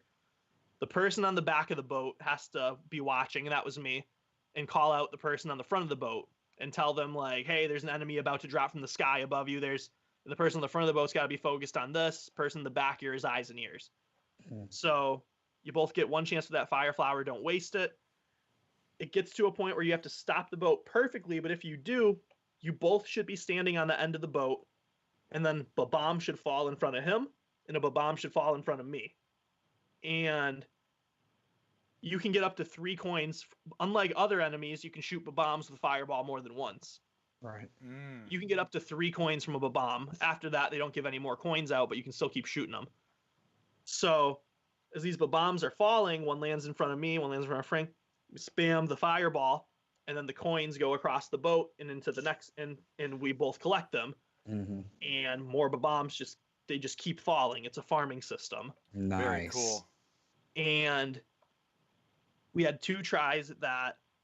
And our very first try, we're like the very last teens going. This is the very last game. The semifinals is over for the teens once we finish this. So we have this huge crowd around us. Do you know where you're standing at this point? Like, are you in the lead, or do you have a feeling that you're in the lead? Oh, I think we're not in the lead at all. I did terrible at bowling. I did not do good at I didn't, and maybe terrible by my standards. I think it was like 100 pins. If it wasn't good. So you got to. So you're telling. So mentally, you're thinking, I got to clutch this. I'm thinking I got to clutch this for us to have a chance to get fourth. Okay. And we got 2 tries, and Mario Kart kind of was a little breath of fresh air, but not really, because I'm like, I've had better times than this. You got to make up for bowling and basketball. And I think hula hoop I did average. Like, I think it was my average score, but I had like really good scores compared to my average, and I don't think it was one of those, but it was like, it worked, you know. Like, I would have been fine with it. Again, going back on it just slightly, were you tightening up, you think? Like, this is the finals, and were you kind of like playing a little tight than you normally were? Is that what you think it was? I don't know what it is, because I didn't feel nervous. And the same thing kind of happened at the 2017 World Championships. I had the times I practiced with on my practice runs would have won at most of the locations, because it was one of the last locations that I was playing at. The Minnesota one specifically. Right. When I was practicing for Minnesota, I was getting amazing times that could have won in Chicago and could have won in other locations. During my actual competition, and you could go multiple times. I think I went like 100 times. I didn't come within 4 seconds of my best time. Oh wow. And like, I didn't feel nervous at all. But then I'm up there and I'm like, I must be, even though I don't feel nervous, and then that night I get home and I get a time that would have because it's 2 days. Right. There's a Saturday and a Sunday. And on Saturday, I don't get home. I get back to the hotel. It's Minnesota. I get back to the hotel and I get a time that's would have put me at first place for Saturday. Oh. And I was like, ouch. So I'm like, all right, you'll have it in the morning. You know, you can do it. And then again, I didn't come within 4 seconds of my best time. Thankfully, at the end, a guy showed up with an hour left, played once, got like the best overall time that I hadn't even touched. So that like was like kind of a breath of fresh air. It was like, okay, this guy just did. I can't be mad at myself, because if he didn't come, I would have been mad at myself, because it's like, you should have won that. You've done it multiple times. Yep. Then he shows up and it's like, all right, even if you would have played your best, he would have beat you. So that was only my second week having the game, though, and only my first week practicing with knowing the trick. So I was happy with getting like 52nd overall, I think. But what did you back to sorry. What strat did you use in 17? In 17, you had to do the wall jump. So you were doing the wall ride. Were you doing the splash as well, or just taking the wall rides? Were they doing the what? The splash shortcut, where you go into the lava shortcut. Oh, yeah, that's what I meant. That's what I meant when I said the wall jump. There are two. Yeah, you could ride. So there are two strats, right? Yeah, you could either ride the walls, and there was another strat that worked at some locations. The location that I was at had both of the world record holder for that track was there, as well as his best friend. And so like we were kind of discussing what the other locations were doing, and there's a whole forum on it and everything else. Some people were just using the shortcut where you jump into the lava, and that was enough to win some of the stores. And then there's the true wall ride strat, which is what they were doing, just because they were that good. So I bought I hadn't owned a DS. Last handheld I had was a Game Boy Advance SP. Wow. So I bought a DS for this competition a week before the Chicago qualifiers. I didn't make it, but then I found out, like, okay, well, I didn't know about this wall jump strat into the lava, which cuts so much time off. Yeah. So I knew about it. I saw someone do it online, but I knew, okay, 2010, someone got disqualified for glitching, so whatever. The difference is, in 2010, it didn't just cut off a few seconds. It made the whole race as long as one lap. But so I get that difference looking back on it. But I was like, all right, you don't need to practice this. Just practice being as fast as you can, because the people who try and wall jump aren't going to be allowed to continue. And then I find out, nope, we're allowing the glitch. And I'm like, well, shoot. I'm like, I know for a fact I can't beat that. And at that point, I was just wall riding. Yep. So. Yeah. And shout out to Jeff, by the way, Chicago winner, 13 and over. Yep. Yeah, Jeff's awesome. And so then I'm like, all right, go to Minnesota. It's next week. You have a week to practice. So I practiced the wall jump, and then I'm also wall riding.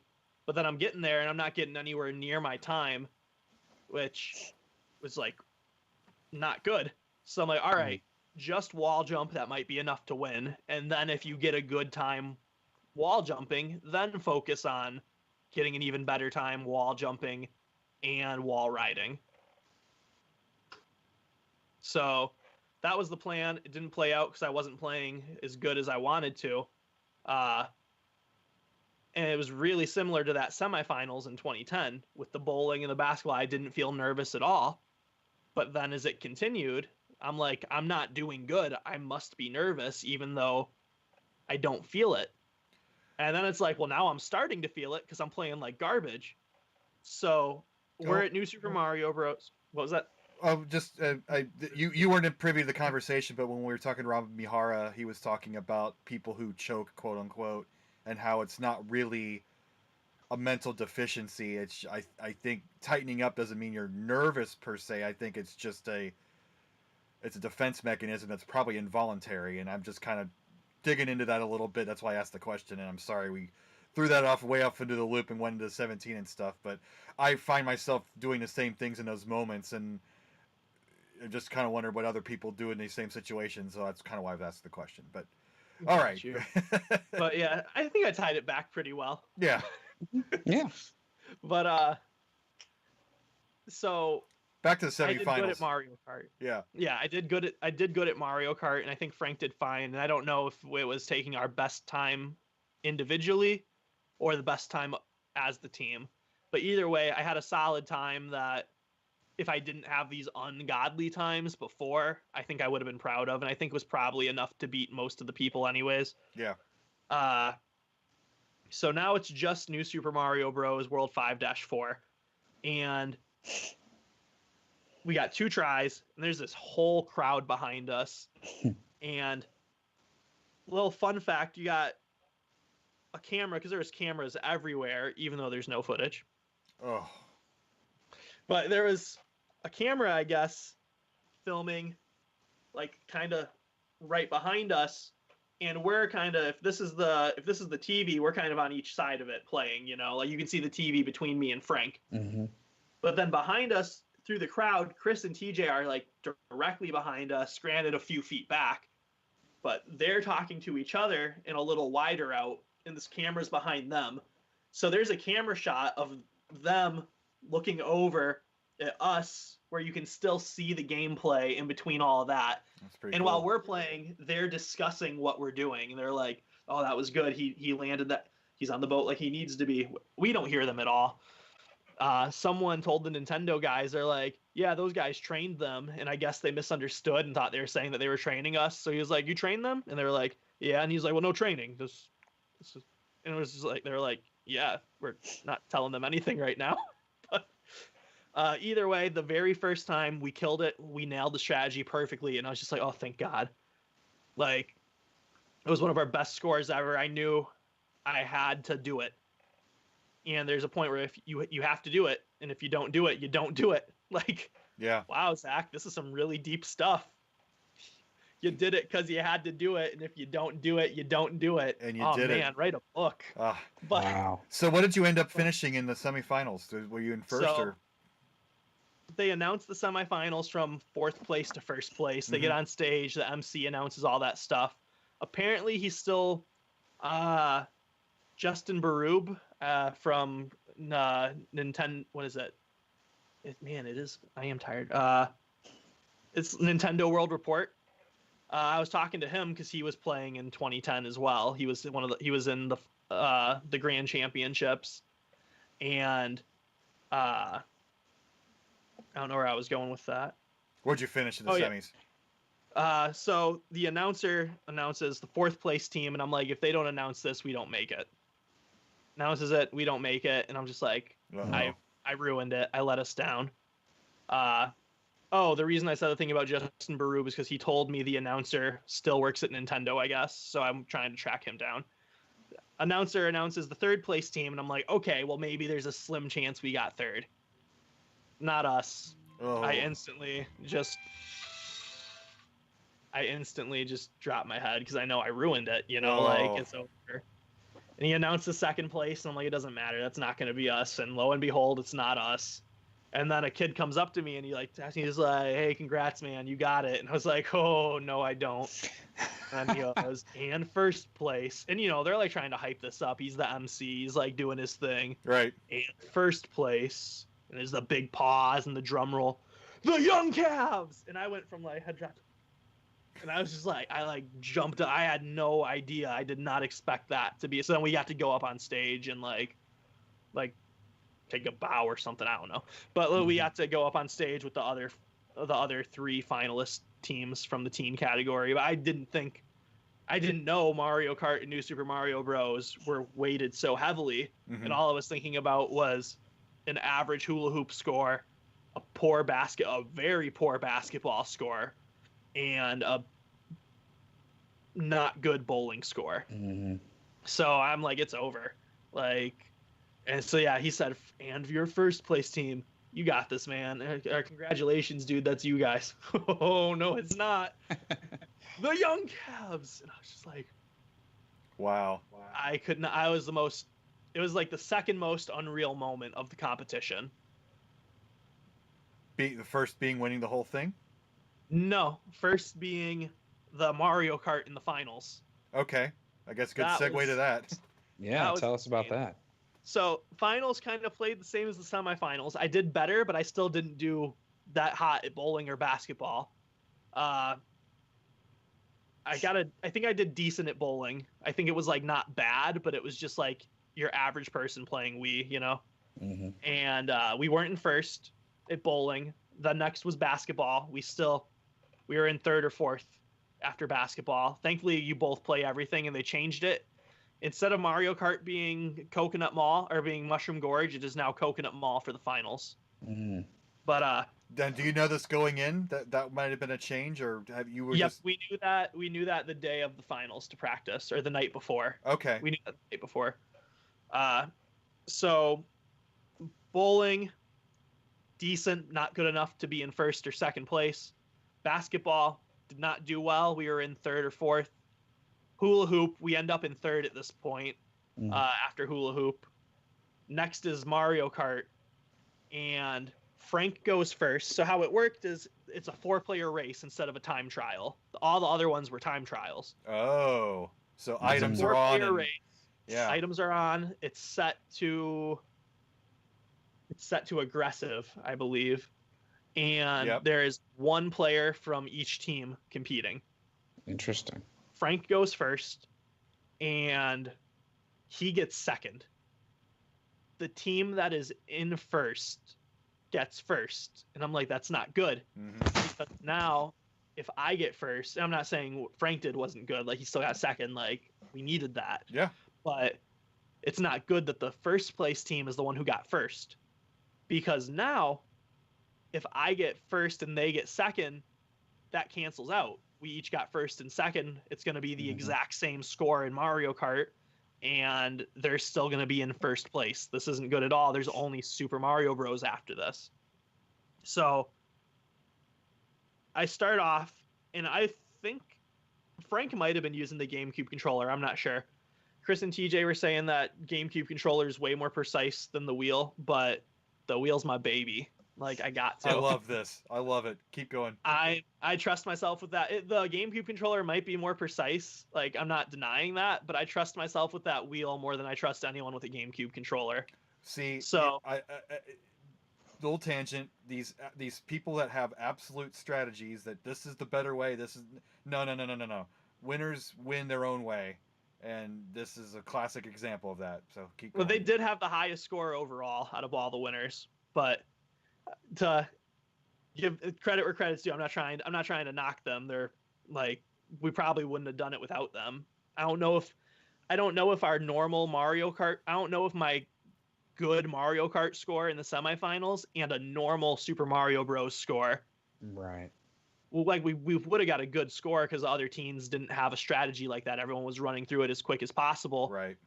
So I trust myself to be better at that than them, but I don't know it might have been marginal, where Mario Kart would have had to make up the difference. So I don't know if we would have made it into the finals as the 4th place team or what without them. So without them, nothing would have happened, but or potentially nothing could have happened. So you got your Wii wheel. I'm the Wii wheel. Everyone else is like GameCube controller. Yeah. Like everyone else is all about their or not GameCube controller. I think it was nunchuck and Wii remote. Right. Okay. To correct. But either way, it's the joystick. Yes. You know, right. Everyone else is nunchuck and Wii remote, not GameCube. The joystick's the important part, not the controller. Right. I'm up there at my wheel. You don't want to risk. In Coconut Mall, there's these non-player cars. They're like an obstacle. They move forward and they go back. They move forward and they go back in the parking spot. And when they move forward, there's a booster behind them.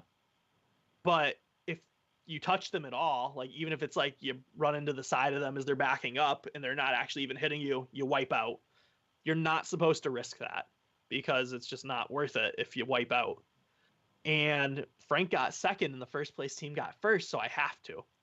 And the race starts, I wipe out on that. So I'm in 4th. It's the beginning of the race. And the 1st place team is in 1st. And I'm just like, all right, you can come back from this. You got items. And so I slowly pick my way up and I'm pick off the 3rd place. I switch spots with him. Let's go and I pick off the 2nd place, switch spots with them. And it's the 3rd lap, and it's at the part of the mall where there's the fountains and there's that staircase. And I know for a fact he's going to get the item box at the top of the staircase, and there's only one, which means I'm not going to have another item box until the very last turn of the race. So I need to make this count now. And Chris and TJ's advice when we were practicing in Mario Kart was, if you have a banana, maybe drop it behind you because you don't want to run into the banana. And the most important advice was, and they harped on this a lot because it's really important, the worst item you can get is a bomb. Because if you hold a bomb, if you don't ever throw a bomb in front of you, because if you throw the bomb, you're always going to run into the explosion. It's a stupid item. Yep. And if you try and hold the bomb, you can't do that either, because now if someone hits you with a shell, you wipe out in the explosion there. So the bomb is like the no-go item. You just got to drop it and keep driving. And I'm at this fountain, and I know this item box is going to be my last one until the last turn of the race, which he would probably be right by the finish line at that point. And I'm praying as I'm playing. I don't hear anything besides my own heartbeat. I'm like, God, I need either a blue shell, a red shell, or a bomb. And ding, it's the bomb. And I know 3rd place and 4th place are behind me. I hold down the trigger. I'm holding this bomb behind me. And I'm trying to catch up to this guy and line up with him. And I hear Chris and TJ screaming, "Drop it! Drop it!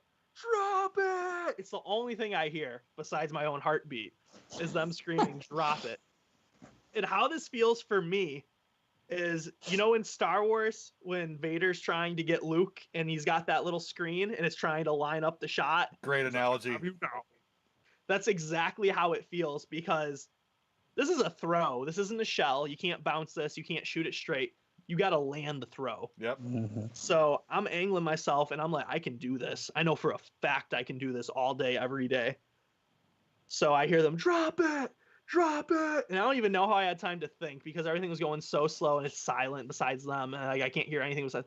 And I just do a quick thing to myself. Oh, man, I wonder what they're going to do now. And I throw it. And I hear them, "No!" And then it lands right on top of the guy. A dead hit right around the corner. It lands on top of him. Poof. The whole audience starts cheering. For some reason, me and Frank were the favorites the whole time. I don't know why. Well, you were first in the semis, so. Yeah. But besides that, like, I mean, out of every competing category that played, like, no one was as invested for any of the audience wasn't as invested for any of the categories than for when me and Frank were playing.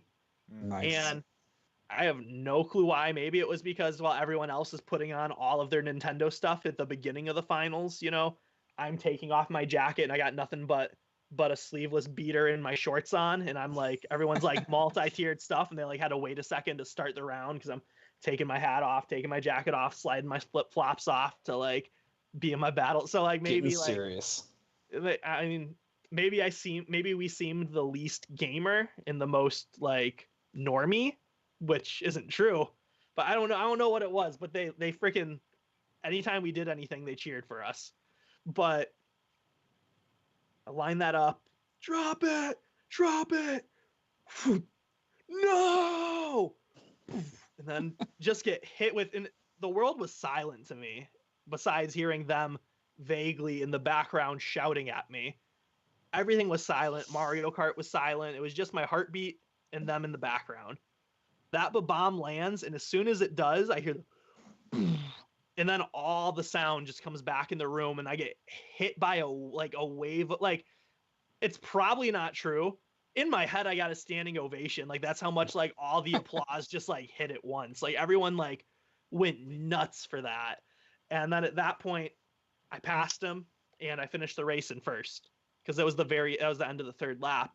But more importantly, I believe that put him in fourth for that race. It might have put him in third. Wow. So because of that, instead of it being they got first, we got second, we got first, they got second, cancels out. It's we got first and second, they got first and fourth.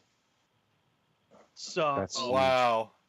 At that point, they knew the last game was New Super Mario Bros. And they saw what we did at the semifinals. And none of the other teams had a strategy like that. So at that point, comes over and he shakes my hand. He's like, "Hey, congratulations, man. Like, we know we can't get you here." And I told him, I said, "It's not over." Did they even try? Yeah, they tried. They tried. They came up with the strategy. They came up with their own strategy that was because they had a night to practice this. So I mean, if they had come in cold again, this one without there's so many specifics. Hit this specific jump here. Yeah. Land on this specific guy here. Do this like. Unless it's explained. Yeah, there's no way. It took the first day me and Frank were practicing. We got it like every 6 times. And then we went to sleep. Frank had a dream that his dad, who's dead, gave him advice on how to do it. We got up in the morning. Frank gets me up and he's like, "My dad told me how to do this." I love it. He's like, "We got to change something." That's so awesome. We tried it and we got it on our first try. And then we got it basically every try after that. We got a little less coins than Chris and TJ because we modified the strategy, but it was consistent for us. So right. We go into the finals. He says, second place comes out. He's like, "Hey," he's like, we know we can't pass you here. So congratulations." I said, "It's not over." And you got to go twice. Both scores counted. So the first time in their strategy, there's like these little mini Goombas that if they land on you, you go slower or whatever, but they count as enemies. So they'd get them on them and that would slow the boat down enough for one of them to collect more coins. So they were like the only teams that actually evolved their strategy, if I remember correctly. So like major props to them to come up with that overnight. Yeah. Every single adult category, every single one of the adults competing in the finals had some sort of strat. But the teen category at that point, no one was really, besides us in the semifinals, no one really had something like that. Everyone was trying to get through it as quick as possible. So the finals come, we kill it the first time. And then the second time I got hit by something. I got hit by an enemy, but it didn't matter. I would just jump on the Goomba and I'd jump on the bomb and I would hold him. So then Frank would shoot him and the coins would still go to me and I'd have to throw them off. So we got a little less coins because of that, but I still adapted and handled it. And we knew at that point we were already in first coming into that. And then we had way more points than anyone else. We had way more coins than anyone else. And that was the last thing. So we knew that we won at that point. Wow. Amazing. Yeah, that Mario Kart was the turning point. And Chris and TJ even said, they're like, "Dude, I'm calling you the Bomb from now on." And they're like, I don't know if you heard, but when you had that, we were shouting for you to drop it. I was like, no, I heard. That was the only thing I heard. Like, the whole room was silent, and then there's like this voice in the back of my head, drop it. That's a movie moment right there. It is. Yeah. It was. I like get chills every time I remember that, and every time I see them, Chris is always like, I'm still never gonna get over your bomb. I was like, me neither, man. Me neither. So who's going to play you in the movie when they do the reenactment? Well, let's see. How many years in the future is that going to be? Maybe one of the kids from Stranger Things? No. Oh, there you go. That's All good. right. I like it. Yeah. Nice. I was going to say Brad Pitt, but that doesn't make any sense. Brad Pitt playing a 16-year-old kid. I don't know how well that's going to work out. It says at the bottom, this is a dramatization. Yeah, completely. Straight out of Pee-wee's Big Adventure, Yeah, exactly. Oh man, it's too funny. So tell us about the because you said that you were doing a documentary. You've got your GoFundMe, which we're going to put the link to and everything. Mm-hmm. Tell us a little bit about the documentary, what it is that you're working on, and what your plans are for it. So originally, after meeting Chris, I was just like, okay, the competition guy who knows the competitions from the 80s that had 72 people and like has got like their names down doesn't know that this happened 8 years ago. There's no hope. Guilty. There's no hope. So I was like, I gotta get something done. I gotta figure something out. So this guy makes a YouTube video, and he, going into the 2017 finals, he does a YouTube video about all of Nintendo's previous competitions. Mm-hmm. And he does 1990, and he's got people's names, he's got people's scores. This is the most complete video I've seen, and I'm like, okay. Does 1991, again, he's got people's names, he's got people's scores, he's got specific details. I'm like, this is looking good. Like, I'm finally going to see 2010 in something. Does 1992, which, both campus challenges were way smaller than this thing. Mm-hmm. This thing, like I said, was open for 170 unique qualifier days. And mm-hmm. like the total number of days, if you count the hours it was open, is 53 days, 10 and a half hours. That's crazy. And I'm like, this guy's going to have that information. He's going to talk about 2010. He gets to Powerfest 94, gives the rundown for how it works, people's names, people's scores. And I'm like, yes, like, I'm next. And then he says, and then for some reason, Nintendo took a break until 2014. Ouch. Yeah. There you go. Are you kidding me? Right. I'm like, you include NES Remix mm-hmm. because it had that World Championship mode that you could unlock, but not the actual tournament. 2010. You've done so much research that you know people's names and scores in other competitions. Mm-hmm. And if a guy who does that much research, because the only way you're going to know to do research on 2010 is if you know about it, Yeah. Right. So I'm just like, if a guy's doing that much research and nothing about 2010's come up, no one's ever going to do anything about it. There's never going to be anyone who researches and, oh, look what I just stumbled upon. So I'm like, I got to make something. If it needs to be done, I've been saying I've been waiting 8 years to see something. So you can either be someone on the sidelines watching and waiting, or you can do it. Yeah.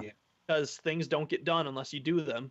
So, man, Zach, spitting out this knowledge. Things don't get done unless you do them. That's why all three of us are sitting here. We all have our individual stories, and here we are. We want everybody to know about them, and even if it's just for our own amusement and preservation, they're there. And if somebody wants to do the digging, the next kid who's coming up, who's going to make a video, who's going to see this, he's like, oh wow, and then there you go down that rabbit hole. So exactly. Yeah.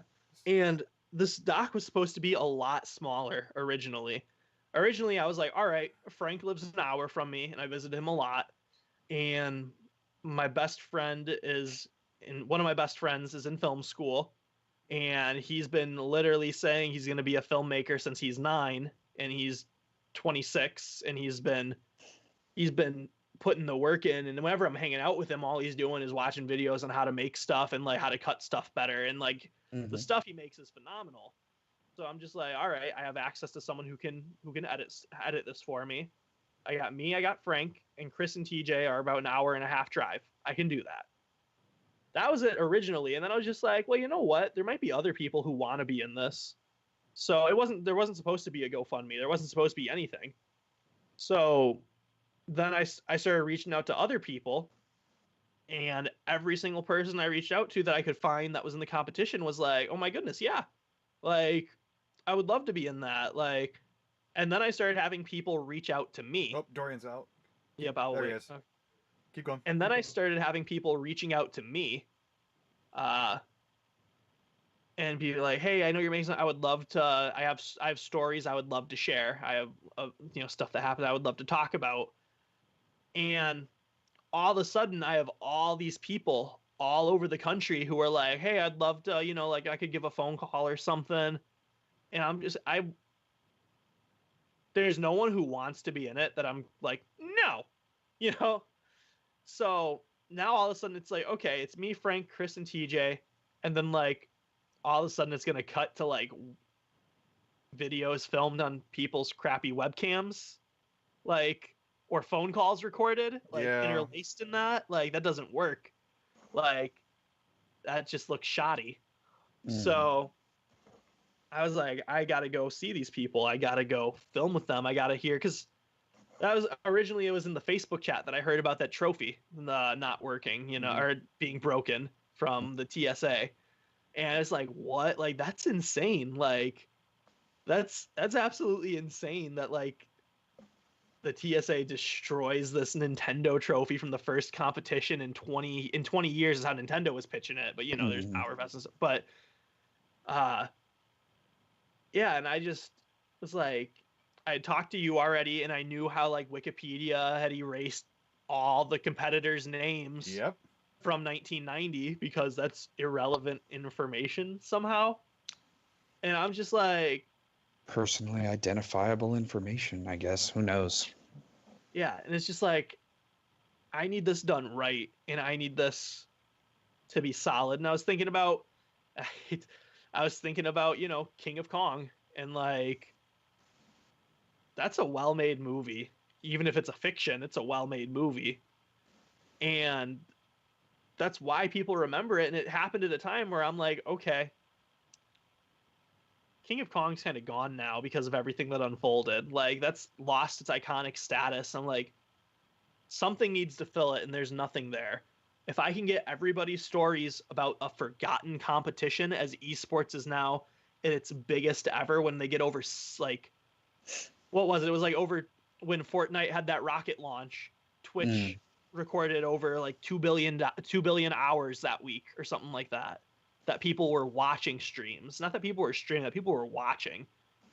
I'm like, this is erupting. It's still, other than Disney XD, it doesn't really come on TV. Like, people think like we're in the golden age. We're not yet. Nope. Like, right. You can't go on TV and on a Sunday morning and watch people competing in Madden or whatever. So it's very much still the formative years, even though people think this is like the permanent mold. And I'm like,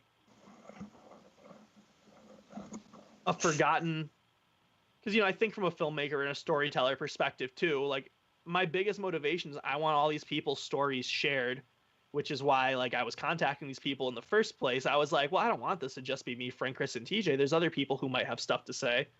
If this was about me, it would have just been me, Frank, Chris, and TJ. But then all these people all over the country have contacted me, and I'm like, okay, I want to make something worthwhile. I want to deliver this in a way that it actually spreads so the stories can be heard. Not like, hey, we made this thing once. If you go on YouTube and type in this specific name, you'll find it. Like, I want to do these people the service of having their stories shared, and I want to do it the right way where it spreads and where people know about it. And this might not be good to say, but whatever. Most importantly for me, like, is the history aspect. Like, as much as I want all the stories and my own stories and the bomb like out there. Yeah. More importantly than that, I want there to be a video about Nintendo's competitions, and then it gets to 2010 and says, "Hey, there's then the Wii Games 2010 happened." Like, yeah.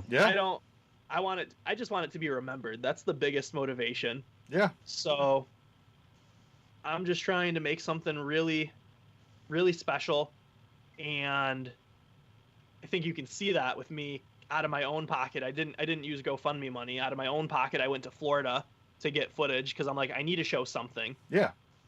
And I'm waiting right now on CND. I don't know if you know who that is. Captain Nintendo, dude. He's the first guy to buy a Switch.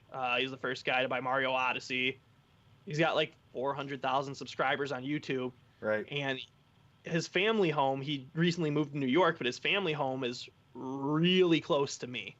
And I was hanging out with him at E3, and he wants to do a video on me because he thinks that would get a lot of views if he titled a video "The Biggest Nintendo Competition You Never Heard of." Yeah. So we're trying to coordinate that. If it doesn't happen before the holidays, I'm just gonna, if it doesn't happen before the New Year's, I have a lot of content I've been piling up. Mm-hmm. My network's not big, so like I can share these giveaways as much as I want, but the reach is going to be limited. It'll have some impact, but if I get a spotlight shined on me and by CND, because he's got videos that get like 100,000 views the first day he posts them, you know. Wow.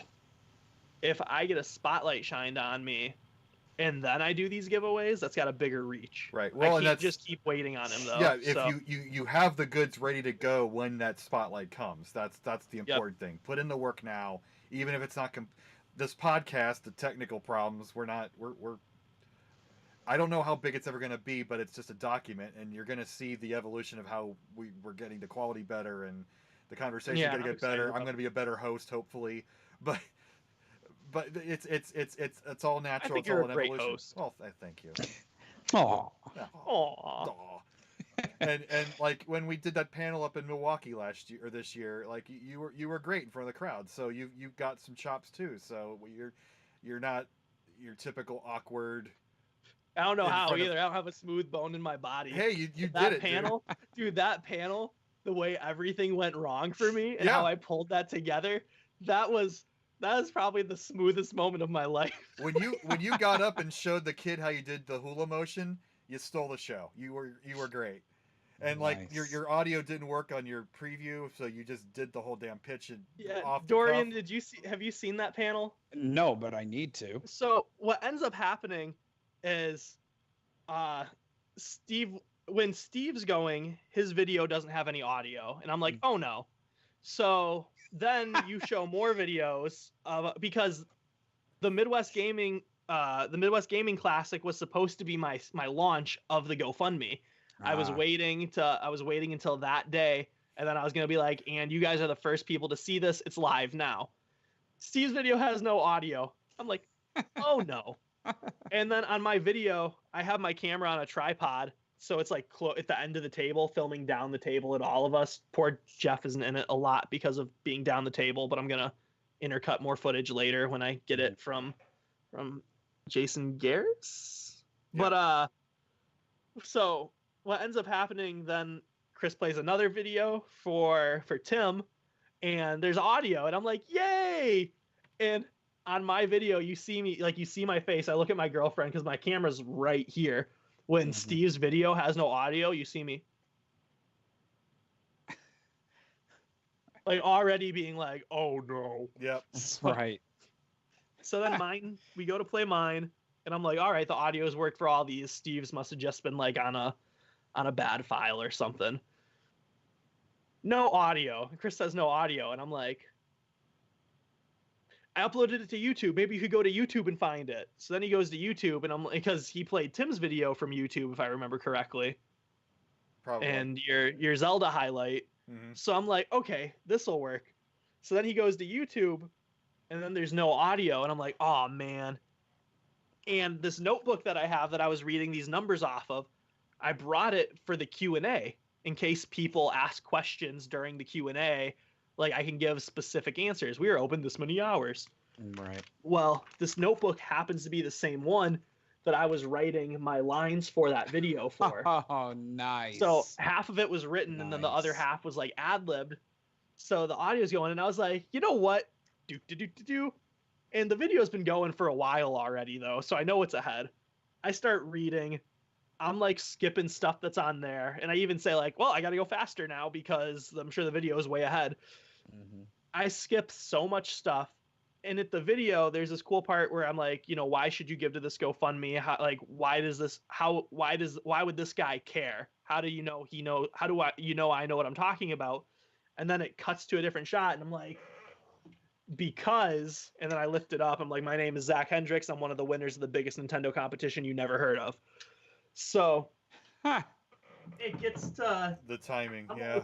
I'm spamming this stuff, just like reading as fast as I can. And I know the video's probably ended. So I'm like, okay, well, just tell them like the point. And I was like, and then at that point in the video, I'm like, why can you trust me? Why does this guy know what I'm talking about? And I like gesture like this, and the audio cuts back on the video and it goes, because my name is Zach Hendrix. Oh my gosh.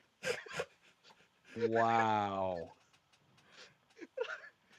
So that's crazy. I somehow caught back up. Right. And then it says, and as I point, it interrupts me and says what I was about to say. That's amazing.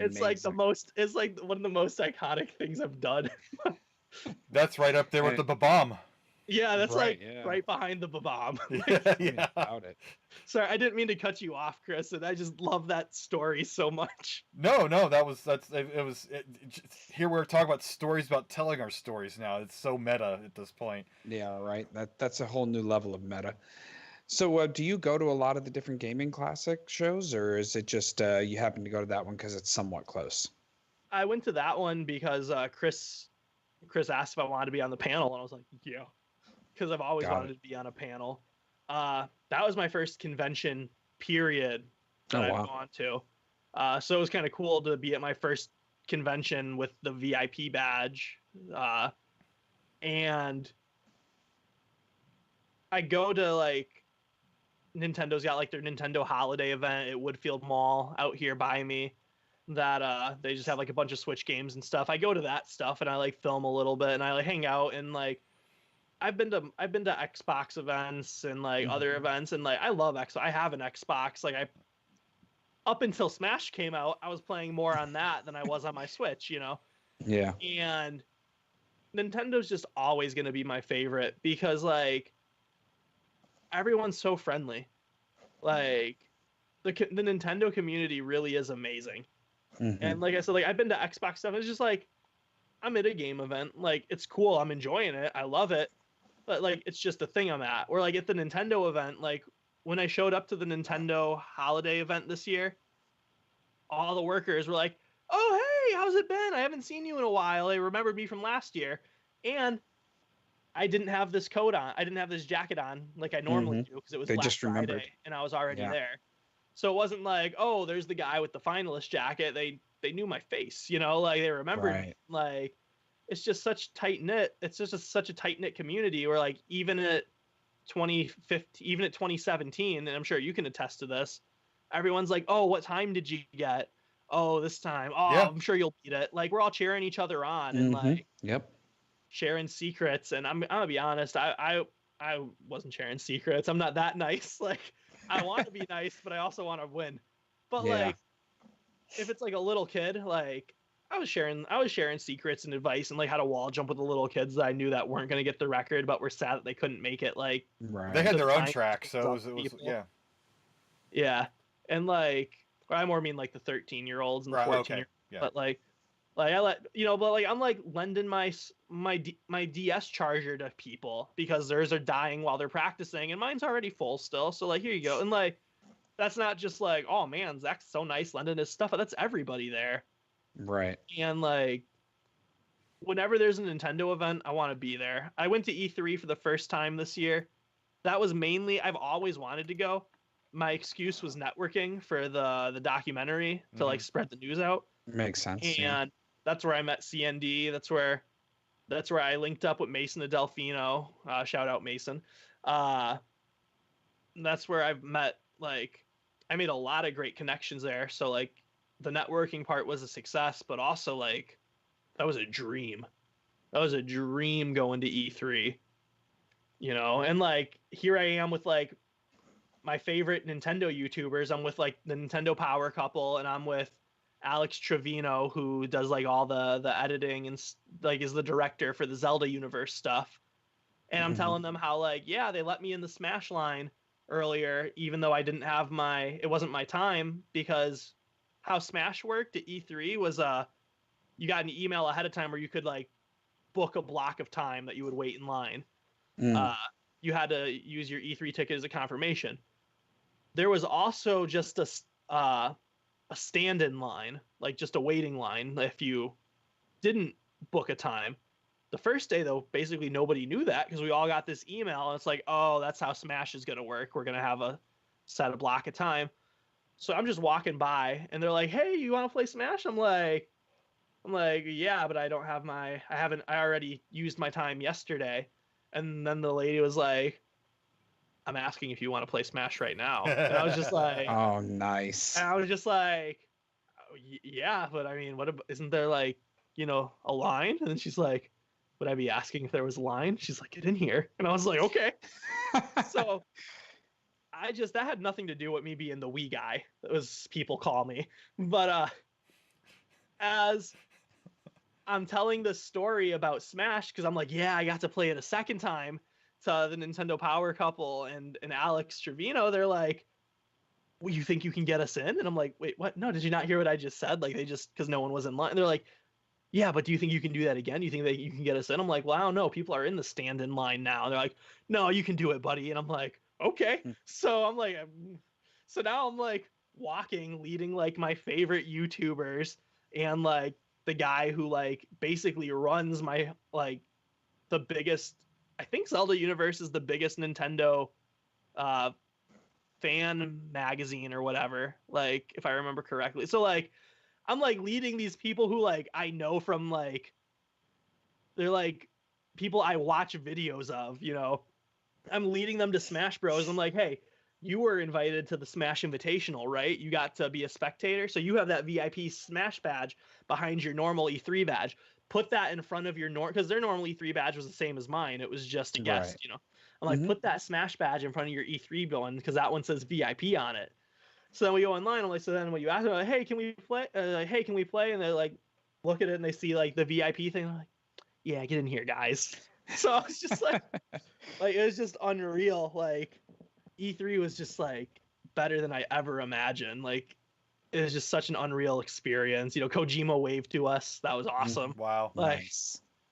Yeah, it was just so many. I made so many friends there, and like I'm going to more conventions now. My goal is to do something a month, whatever it is, whether it's a convention, whether it's flying somewhere to film for the documentary, whether it's a local competition I got to drive to Chicago to play.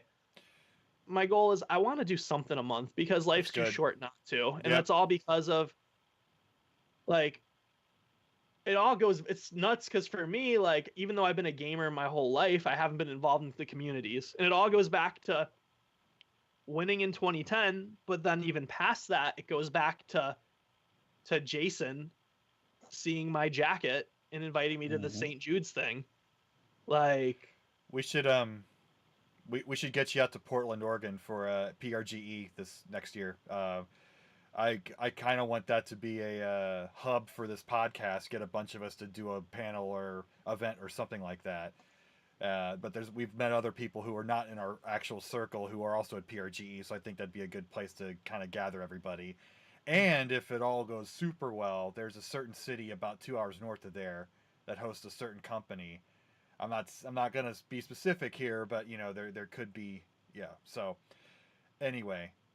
This has been awesome. We have almost talked for 3 hours, and we probably have more stories. Wow. And I'd love to have you and Frank on. I'd love to have the four of you all from Chicago on at some point. But like this has just scratched the surface, and we've gone total Joe Rogan here. So I got to get to bed because I got to get up in 3 hours. But it's this has been great. Yeah, I gotta get up in like 4 hours. Yeah. But I don't care. I feel wonderful. This like again, this is the 4th episode, and we've yet to have a stinker. I mean, this has been great, and I can't wait to see what's down the road. And thanks for being on. And I'm rambling again, but that's 3:30 a.m. talk for you. One last question before we go. Yeah. Because this has been about, like you said, about 3 hours. Mm-hmm. Are you going to upload a 3-hour podcast, or are you going to split this into a few podcasts? 3-hour podcast. Like, is this going to be a part 1, part 2, and part 3? I think we're just going to do one part. Joe Rogan is kind of my, like, I'm not the hugest fan of him per se, but his format's amazing. I am. I like him a lot. I like him a lot. I'm like, he's not like I like Joe Rogan a lot. I've liked Joe Rogan since, I don't want to be like a Joe Rogan because you can find footage from him.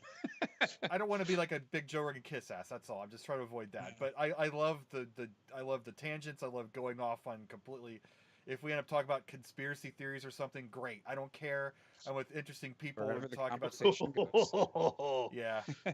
But here we're talking about 17, and we're talking about the number of stations at a like stuff that's not going to really matter in a soundbite, but in a flow of a conversation, it's great. You're riveted. You're listening. It's friends talking.